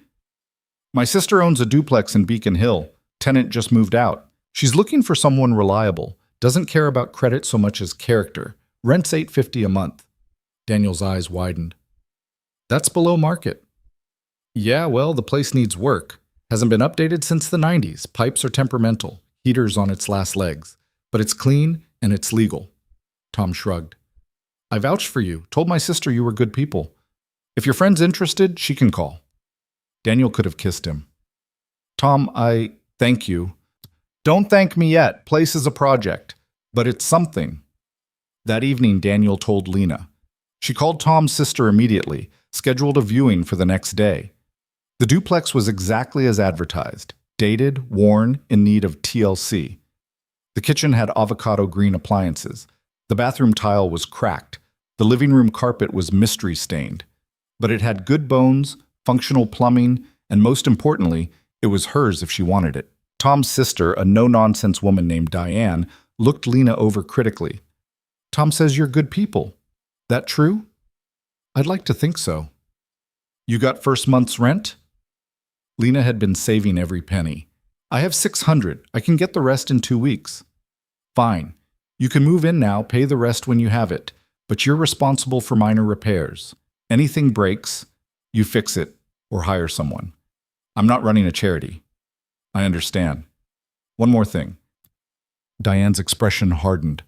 "I looked you up, saw the stuff online about your husband, the legal mess. I don't care about your personal life, but I don't want drama at my property. No police calls, no incidents, no nonsense. We clear?" "Crystal clear." "Good. You want it?" Lena looked around the shabby little duplex. It wasn't much, but it was hers. "Yes." She moved in 3 days later. Daniel helped haul her few possessions, clothes from Goodwill, some kitchen supplies Rosa had donated, a sleeping bag Daniel insisted she take until she could afford a proper bed. Emma came too, excited to see Lena's new house. "It's tiny," Emma observed, not unkindly. "It's perfect," Lena corrected. After Daniel and Emma left, Lena stood in the empty living room and cried. Relief, fear, exhaustion, everything she'd been holding back for weeks poured out. She slid down the wall and sat on the stained carpet, sobbing into her hands. She had her own place. She'd done it. It didn't matter that it was falling apart, that she couldn't afford furniture, that she'd be sleeping on the floor. It was hers. The next hurdle was the follow-up hearing, now just 10 days away. Amy filed updated documentation, proof of Lena's employment, her lease agreement, bank statements showing steady if modest income, building the case that Lena was stable, independent, capable. But Marcus wasn't idle either. His lawyers filed a motion claiming Lena had manipulated Tom's sister into providing below-market housing, suggesting Daniel had pressured his employer to help. They painted it as proof of Lena's inability to function independently. "They're really reaching," Amy said over the phone.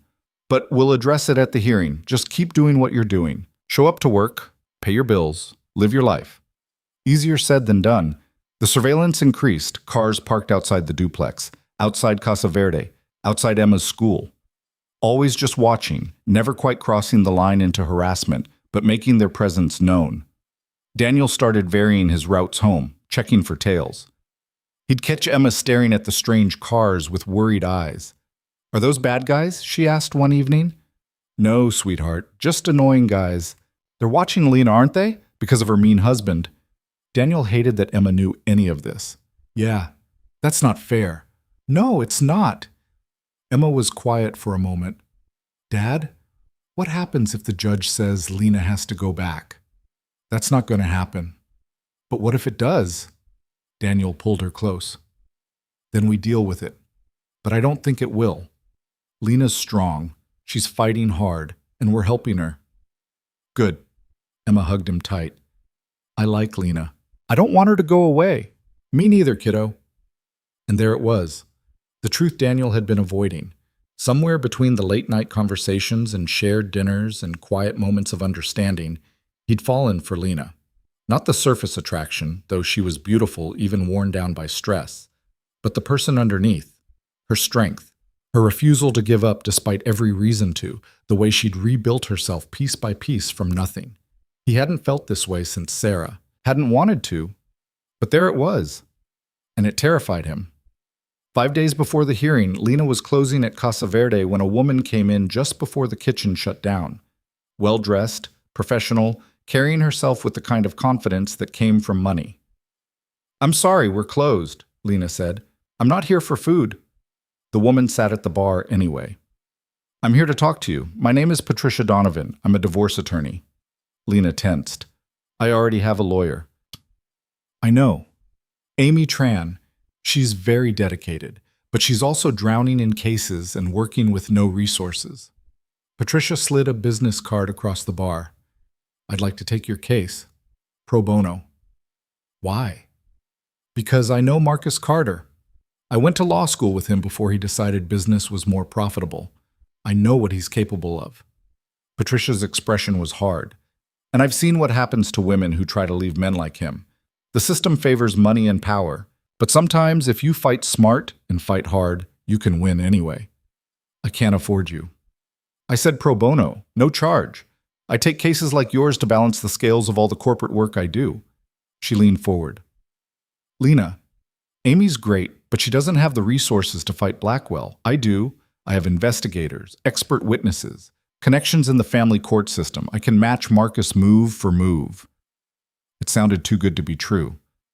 "What's the catch?" "No catch, except that I fight to win, and winning means going after Marcus hard, exposing what he did, getting it on the record, making sure he can't do it to anyone else. You'd have to be willing to stand up in court and tell everything. No settling, no quiet exit. A real fight." Lena thought about the NDA she'd torn up, the check she'd destroyed, the part of her that just wanted it to be over. "I need to think about it," she said. "You have until Monday. After that, I'm withdrawing the offer. I only represent clients who are ready to fight." Patricia stood. "Talk to Amy. Get her perspective. But decide fast." After she left, Rosa came out from the kitchen. "Who was that?" "A lawyer. Says she wants to take my case for free." "Sounds fishy." "That's what I thought."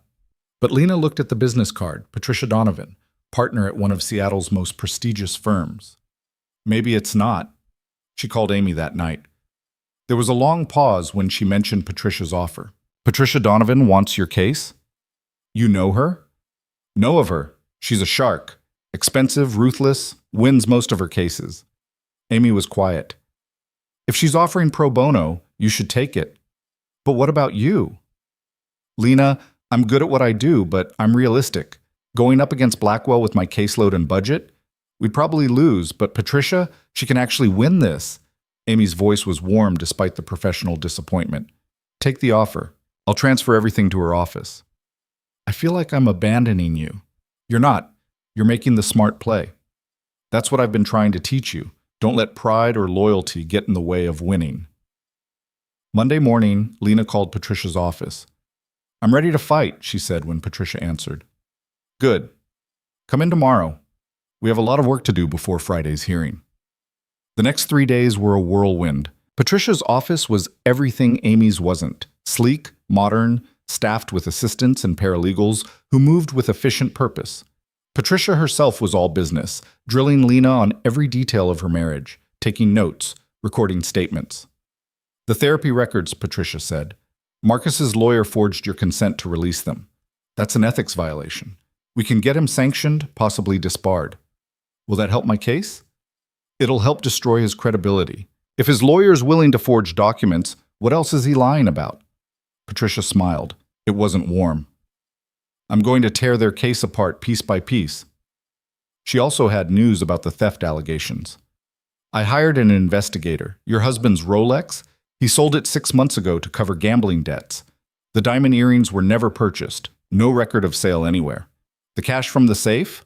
Bank records show he withdrew it himself the day after you left. He's been manufacturing evidence." Lena felt vindicated and sick. "He framed me. He tried. But now we have proof he lied. That changes everything." Friday arrived too fast. The courtroom was the same, but the atmosphere was different. Patricia commanded the space in a way Amy, bless her, never could. She wore a power suit that probably cost more than Lena's monthly rent and carried herself like she owned the room. Marcus noticed the change immediately. When he saw Patricia, his expression flickered. Surprise, then calculation. Judge Harrison called the court to order. "Ms. Donovan, this is unexpected." "Your Honor, I've taken over representation of Ms. Carter.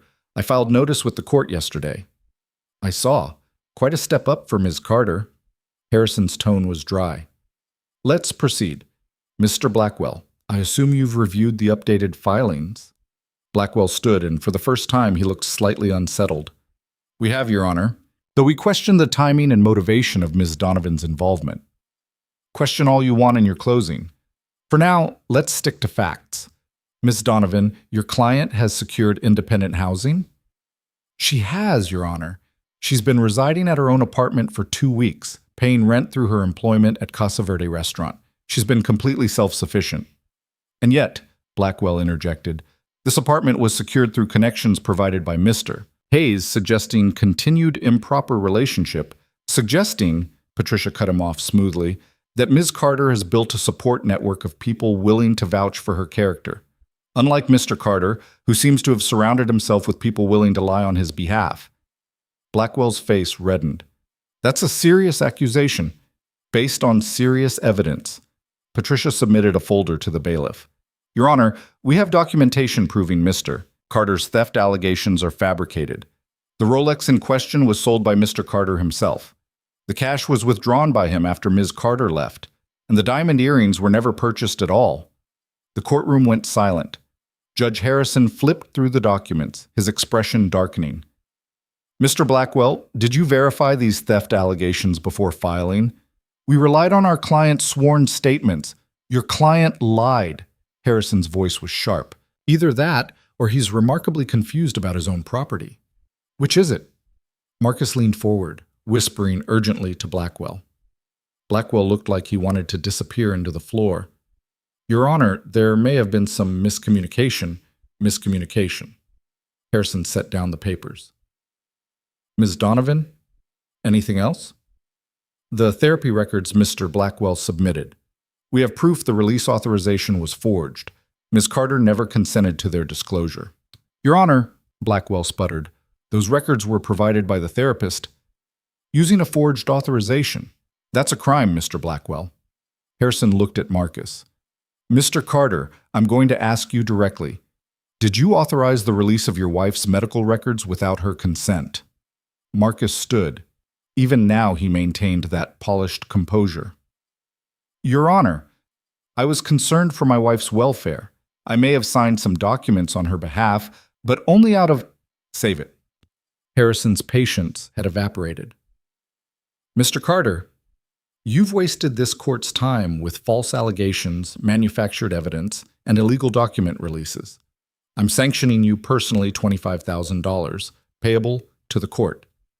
Mr. Blackwell, you're getting off with a warning, but if I ever see this kind of sloppy work from you again, we'll revisit your bar status." Blackwell sat down hard. Marcus's composure finally cracked, his jaw clenching. "As for the matter at hand," Harrison continued, "Ms. Carter has clearly demonstrated stability and independence. The divorce will proceed. I'm setting a trial date for 90 days from now to settle asset division and finalize dissolution. Until then, both parties are to maintain no contact. Mr. Carter, if I hear you've been harassing Ms. Carter or anyone associated with her, I'll hold you in contempt. Are we clear? Yes, Your Honor, Marcus said, voice tight. Good. We're adjourned. Outside the courthouse, Lena could barely breathe. They'd won. Not the whole war, but this battle decisively. Patricia shook her hand firmly. Trial in 90 days. We'll discuss strategy next week, but for now, you did good. Stay strong. After she left, Daniel pulled Lena into a hug right there on the courthouse steps. She didn't care who saw. We did it, she whispered. You did it. When they pulled apart, both their eyes were wet. And in that moment, surrounded by the chaos of downtown Seattle, Lena felt something she hadn't felt in years. Hope. The victory high lasted exactly 3 days before reality reasserted itself. Lena stood in her duplex kitchen trying to figure out why the sink was leaking and whether she could fix it herself or needed to call Diane. The avocado green stove worked intermittently. The heating rattled like it was dying, but it was hers, and that meant everything. She'd picked up extra shifts at Casa Verde to build up savings for the trial. Patricia had assured her the pro bono arrangement covered everything, but Lena wanted a cushion, wanted to never feel helpless again. You look exhausted, Rosa said one evening, watching Lena nearly slice her thumb along with the onions. I'm fine. You're running on fumes. When's the last time you slept a full night? Lena couldn't remember.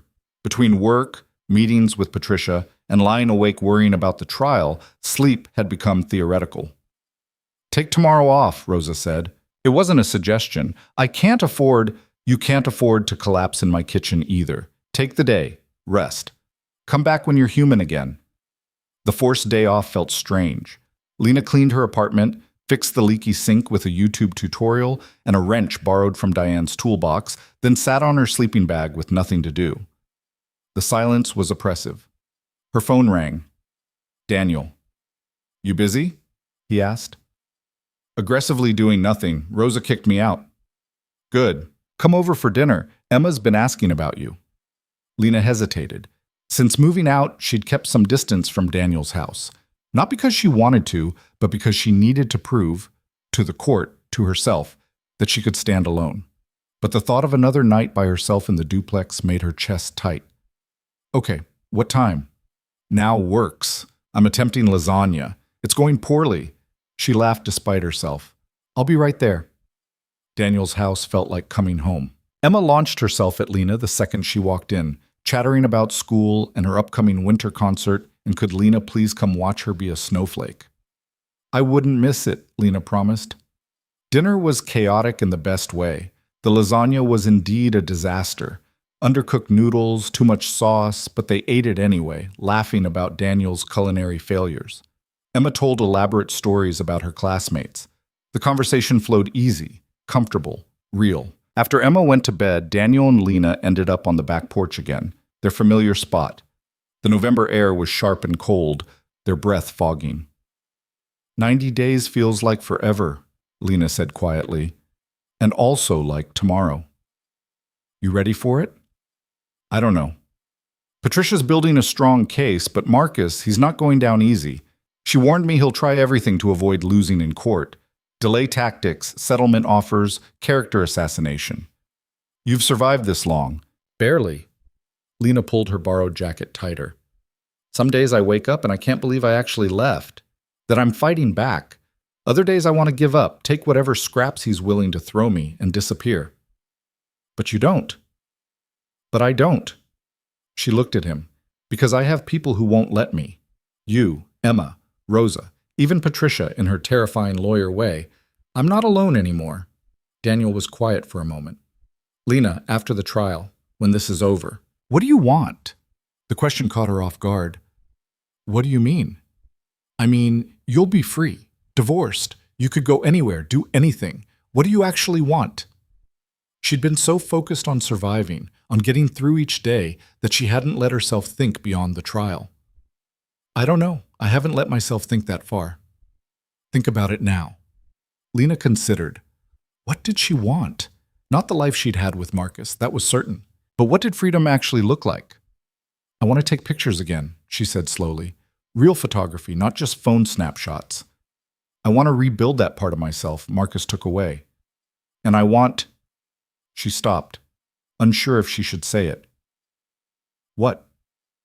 I want to stay here, in Seattle, near the people who helped me. She met his eyes.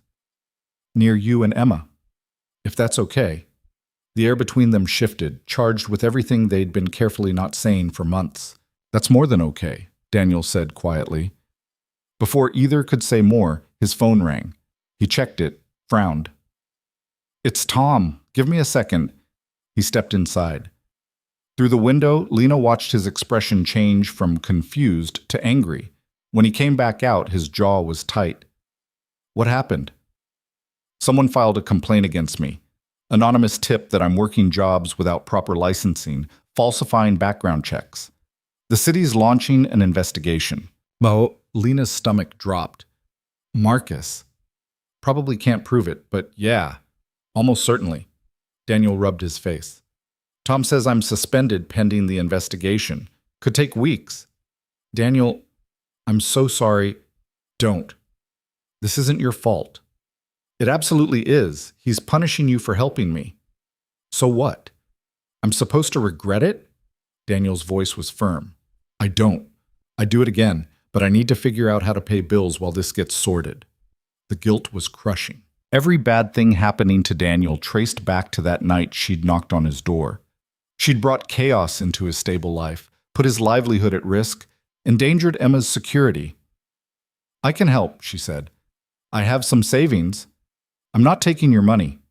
Daniel, no, you're building your own life. I'll figure this out. But he looked tired, beaten down in a way Lena hadn't seen before. She went home that night feeling sick. Lay on her sleeping bag, staring at the ceiling, thinking about Javier's cousin who'd disappeared to California. Maybe that was the answer. Maybe the only way to stop Marcus from destroying everyone around her was to vanish. But even as she thought it, she knew she couldn't. Running was what the old Lena would have done. The one Marcus had molded into someone small and scared. The new Lena, the one Daniel and Rosa and Emma had helped build, didn't run. She fought. The next morning, Lena called Patricia. Marcus is going after Daniel, filed a complaint about his business licensing. Patricia was quiet for a moment. That's harassment. But proving Marcus is behind it will be hard. So we let him get away with it? I didn't say that. Let me make some calls. Patricia paused. Lena, you need to prepare yourself. The closer we get to trial, the nastier this will get. Marcus is desperate. Desperate men do stupid things. Like what? Like anything that might work. 2 days later, the anything revealed itself. A process server appeared at Casa Verde with a new motion. Marcus was now claiming Lena had been having an affair with Daniel during their marriage. He had evidence of messages, photos, witnesses placing them together. All lies. But detailed, convincing lies. This is insane, Lena told Patricia over the phone. I met Daniel the night I left. There was no affair. I know, but he's trying to shift the narrative, make you look like the unfaithful one, make your abuse claim seem like justification for infidelity. Patricia's voice was tight with anger. We'll destroy this in court, but it's going to be ugly.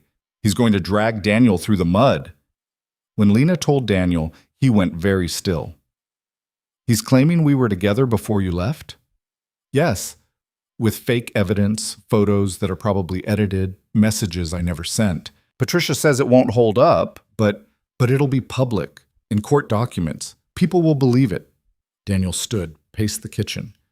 Emma's going to hear about this. Kids at school, other parents. They'll think, I know, I'm sorry. Stop apologizing. Daniel's voice cracked. None of this is your fault.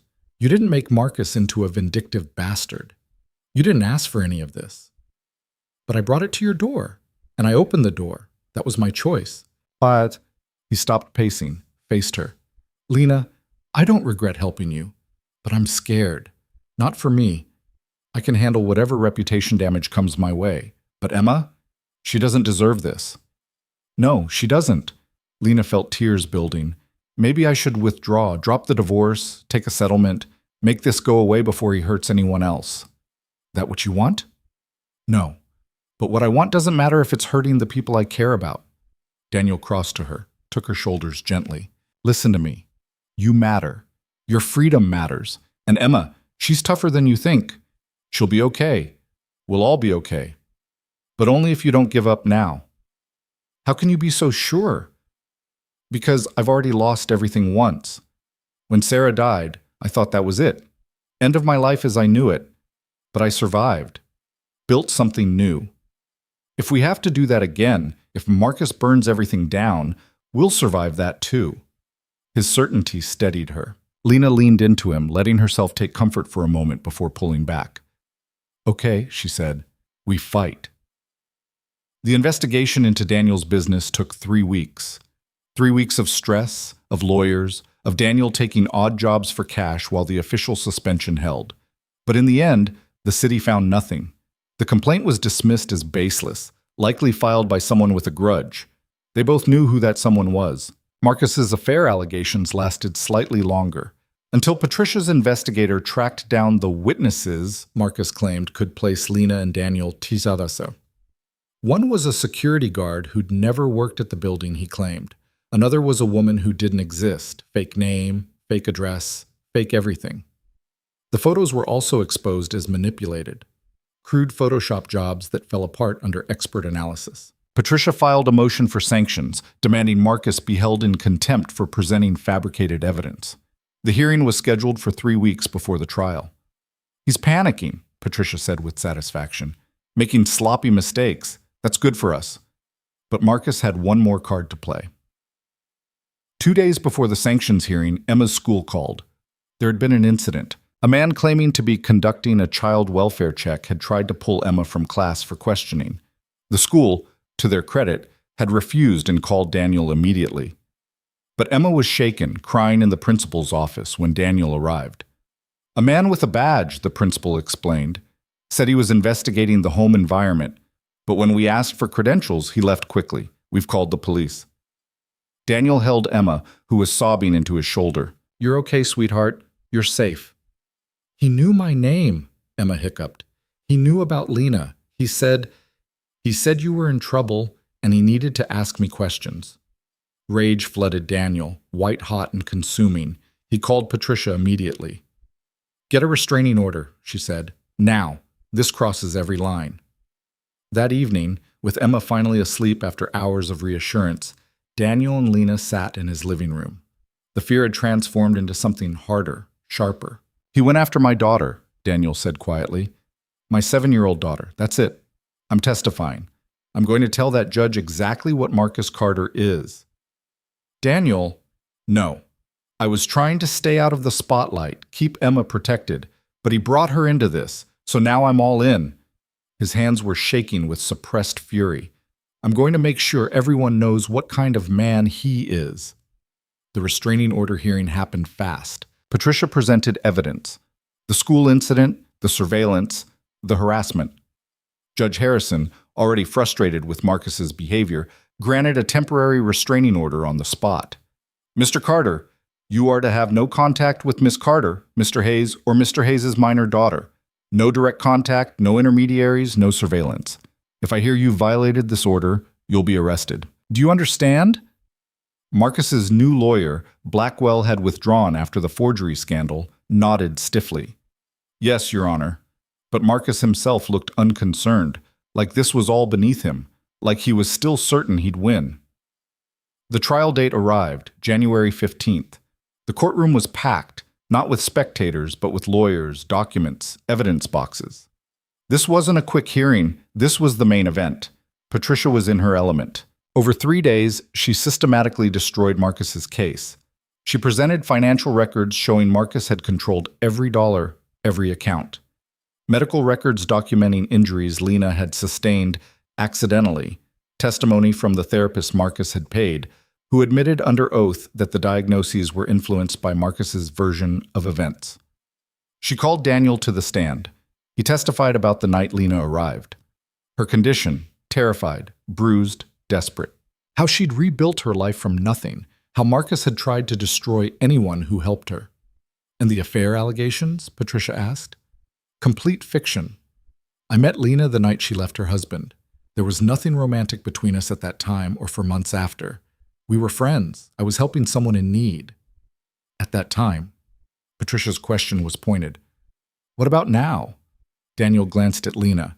Now, yes, I care about her. But that happened after she'd left Marcus, after she'd started rebuilding. Not before, not during their marriage. It was the first time either had acknowledged it publicly. Lena felt heat rise in her face. Marcus's lawyer tried to shake Daniel's testimony, but he held firm, calm, honest, unbreakable. Then Lena took the stand. For 2 hours, she told her story. The isolation, the control, the bruises, the psychiatric commitment threat. Patricia guided her through it, letting Lena's words speak for themselves. Why didn't you leave sooner? Marcus's lawyer asked on cross-examination. Because I was scared. Because he'd convinced me I was nothing without him. Because every time I tried, he found a way to pull me back. Lena met Marcus's eyes across the courtroom. But I'm not scared anymore. And I'm not nothing. I'm someone who survived, who's building a life on my own terms. And he can't take that from me. The lawyer had no response to that. On the final day, closing arguments, Patricia was devastating. Your Honor, the evidence is clear. This was not a marriage, it was a prison. Mr. Carter systematically isolated Miss Carter, controlled her finances, monitored her movements, and when she dared to leave, he did everything in his power to destroy her. He lied to this court. He manufactured evidence. He harassed witnesses. He even targeted a 7-year-old child. This is not the behavior of a man seeking reconciliation. This is the behavior of a man who views his wife as property. Marcus's lawyer tried to salvage it, painting Lena as opportunistic, claiming the evidence of abuse was exaggerated, but even he seemed to know it was over. Judge Harrison took a 15-minute recess, then returned.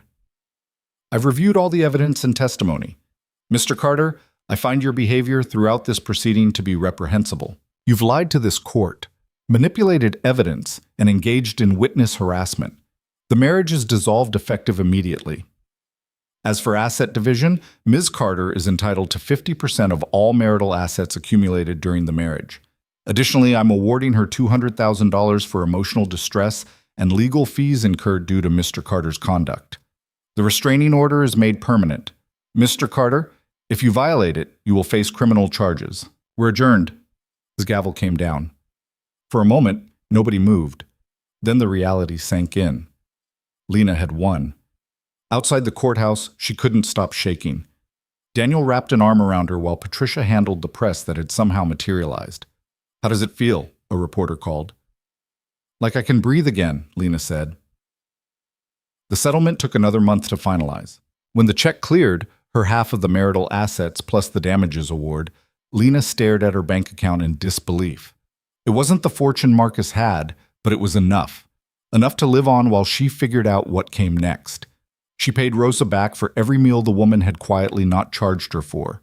She paid Tom's sister 6 months of rent in advance. She bought herself a used camera, nothing fancy but functional, and cried when she looked through the viewfinder for the first time in 4 years.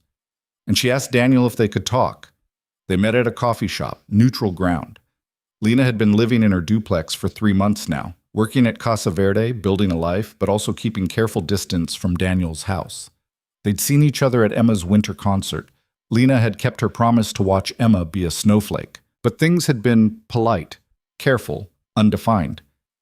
I wanted to thank you, Lena said, for everything. I know I've said it before, but Lena, Daniel cut her off gently. You don't need to keep thanking me. I do, though. Because without you, I wouldn't have survived this. You gave me a place to land when I had nowhere. You stood by me when it would have been easier to walk away. You let me borrow your strength until I could find my own. So what happens now? Daniel asked. Now I figure out who I am, what I want, what kind of life I'm building. She met his eyes. But I know one thing for certain. I want you in it. You and Emma, if you'll have me. Lena, I fell for you months ago. Probably that first night when you showed up terrified and stubborn and refusing to stay down. But I didn't want to push. Didn't want you to feel obligated. I'm not obligated. I'm choosing. That's the difference. She reached across the table, took his hand. I'm choosing you, if you want that. More than anything, they were careful at first, both scarred by loss and trauma, both scared of screwing it up. But slowly, the relationship became real. Dinners that turned into sleepovers, Emma calling Lena on the phone just to chat, quiet mornings and loud arguments and making up and making plans. 6 months after the divorce was finalized, Lena's photography started taking off. She'd built a website, started taking portrait sessions, small events. Word of mouth spread. She wasn't getting rich, but she was making art again. Being creative, being herself. Rosa promoted her to sous chef, which Lena turned down to focus on photography. But she kept working part-time, unwilling to completely leave the place that had given her a chance when no one else would. A year after the trial, Daniel asked Lena to move in. Not back into his house. They'd both agreed she needed to maintain her independence, but into a new place, together. A real decision made by two people who chose each other. They found a small house in Georgetown, not far from Casa Verde. It needed work. Of course it did. Everything in their lives seemed to. But it had a backyard for Emma and a spare room Lena could turn into a studio. On moving day, surrounded by boxes and chaos, Emma asked the question that had been building. Is Lena going to be my mom now? Daniel and Lena exchanged glances. They talked about this, but hearing Emma ask it directly was different. I'll never be your mom, Lena said gently, kneeling to Emma's level. Your mom was Sarah, and she loved you so much. I can't replace her, and I wouldn't want to, but I can be someone who loves you, who's here for you, who wants to be part of your life, if that's okay with you. Emma considered this seriously. Like a bonus person? Exactly like a bonus person. Okay, I'd like that. Emma hugged her, quick and fierce. Can I still call you Lena? Always. That night, after Emma was asleep in her new room, Daniel and Lena sat on the back porch of their new house. Their porch. Their house. Their choice. You ever think about that night? Daniel asked. When you knocked on my door? All the time. You ever regret it? Everything that happened after? Lena thought about it honestly. The fear, the fights, the cost, but also the strength she'd found, the life she'd built, the people who'd stood beside her. No, she said. Not for a second. You? Not even close. He pulled her closer. You saved yourself, you know. I just held the door open. Maybe, but I couldn't have done it alone. Good thing you didn't have to. They sat in comfortable silence, watching the city lights twinkle in the distance. Lena thought about Marcus, wondering briefly where he was, what he was doing. The restraining order held. She'd heard through Patricia that he'd remarried already, some socialite who looked eerily similar to Lena. She hoped the new wife would be okay, hoped someone would hold a door open for her if she needed it. But mostly, Lena didn't think about Marcus at all anymore. He was the past. This, Daniel's arm around her, Emma's gentle snoring from inside, the camera bag sitting by the door ready for tomorrow's shoot. This was her present, her future, her choice. I love you, she said quietly. I love you too. And in that moment, in the house they'd chosen together, surrounded by the life they were building piece by piece, Lena finally felt something she'd thought she'd lost forever. She felt free. Not because someone had rescued her, though Daniel had been there when she needed him most. Not because she'd won in court, though that victory had been crucial. But because she'd learned the most important truth. Freedom wasn't something someone could give you or take away. It was something you claimed for yourself every single day through every choice you made. She'd chosen to leave, chosen to fight, chosen to rebuild, chosen to love again. And those choices had made all the difference. The end.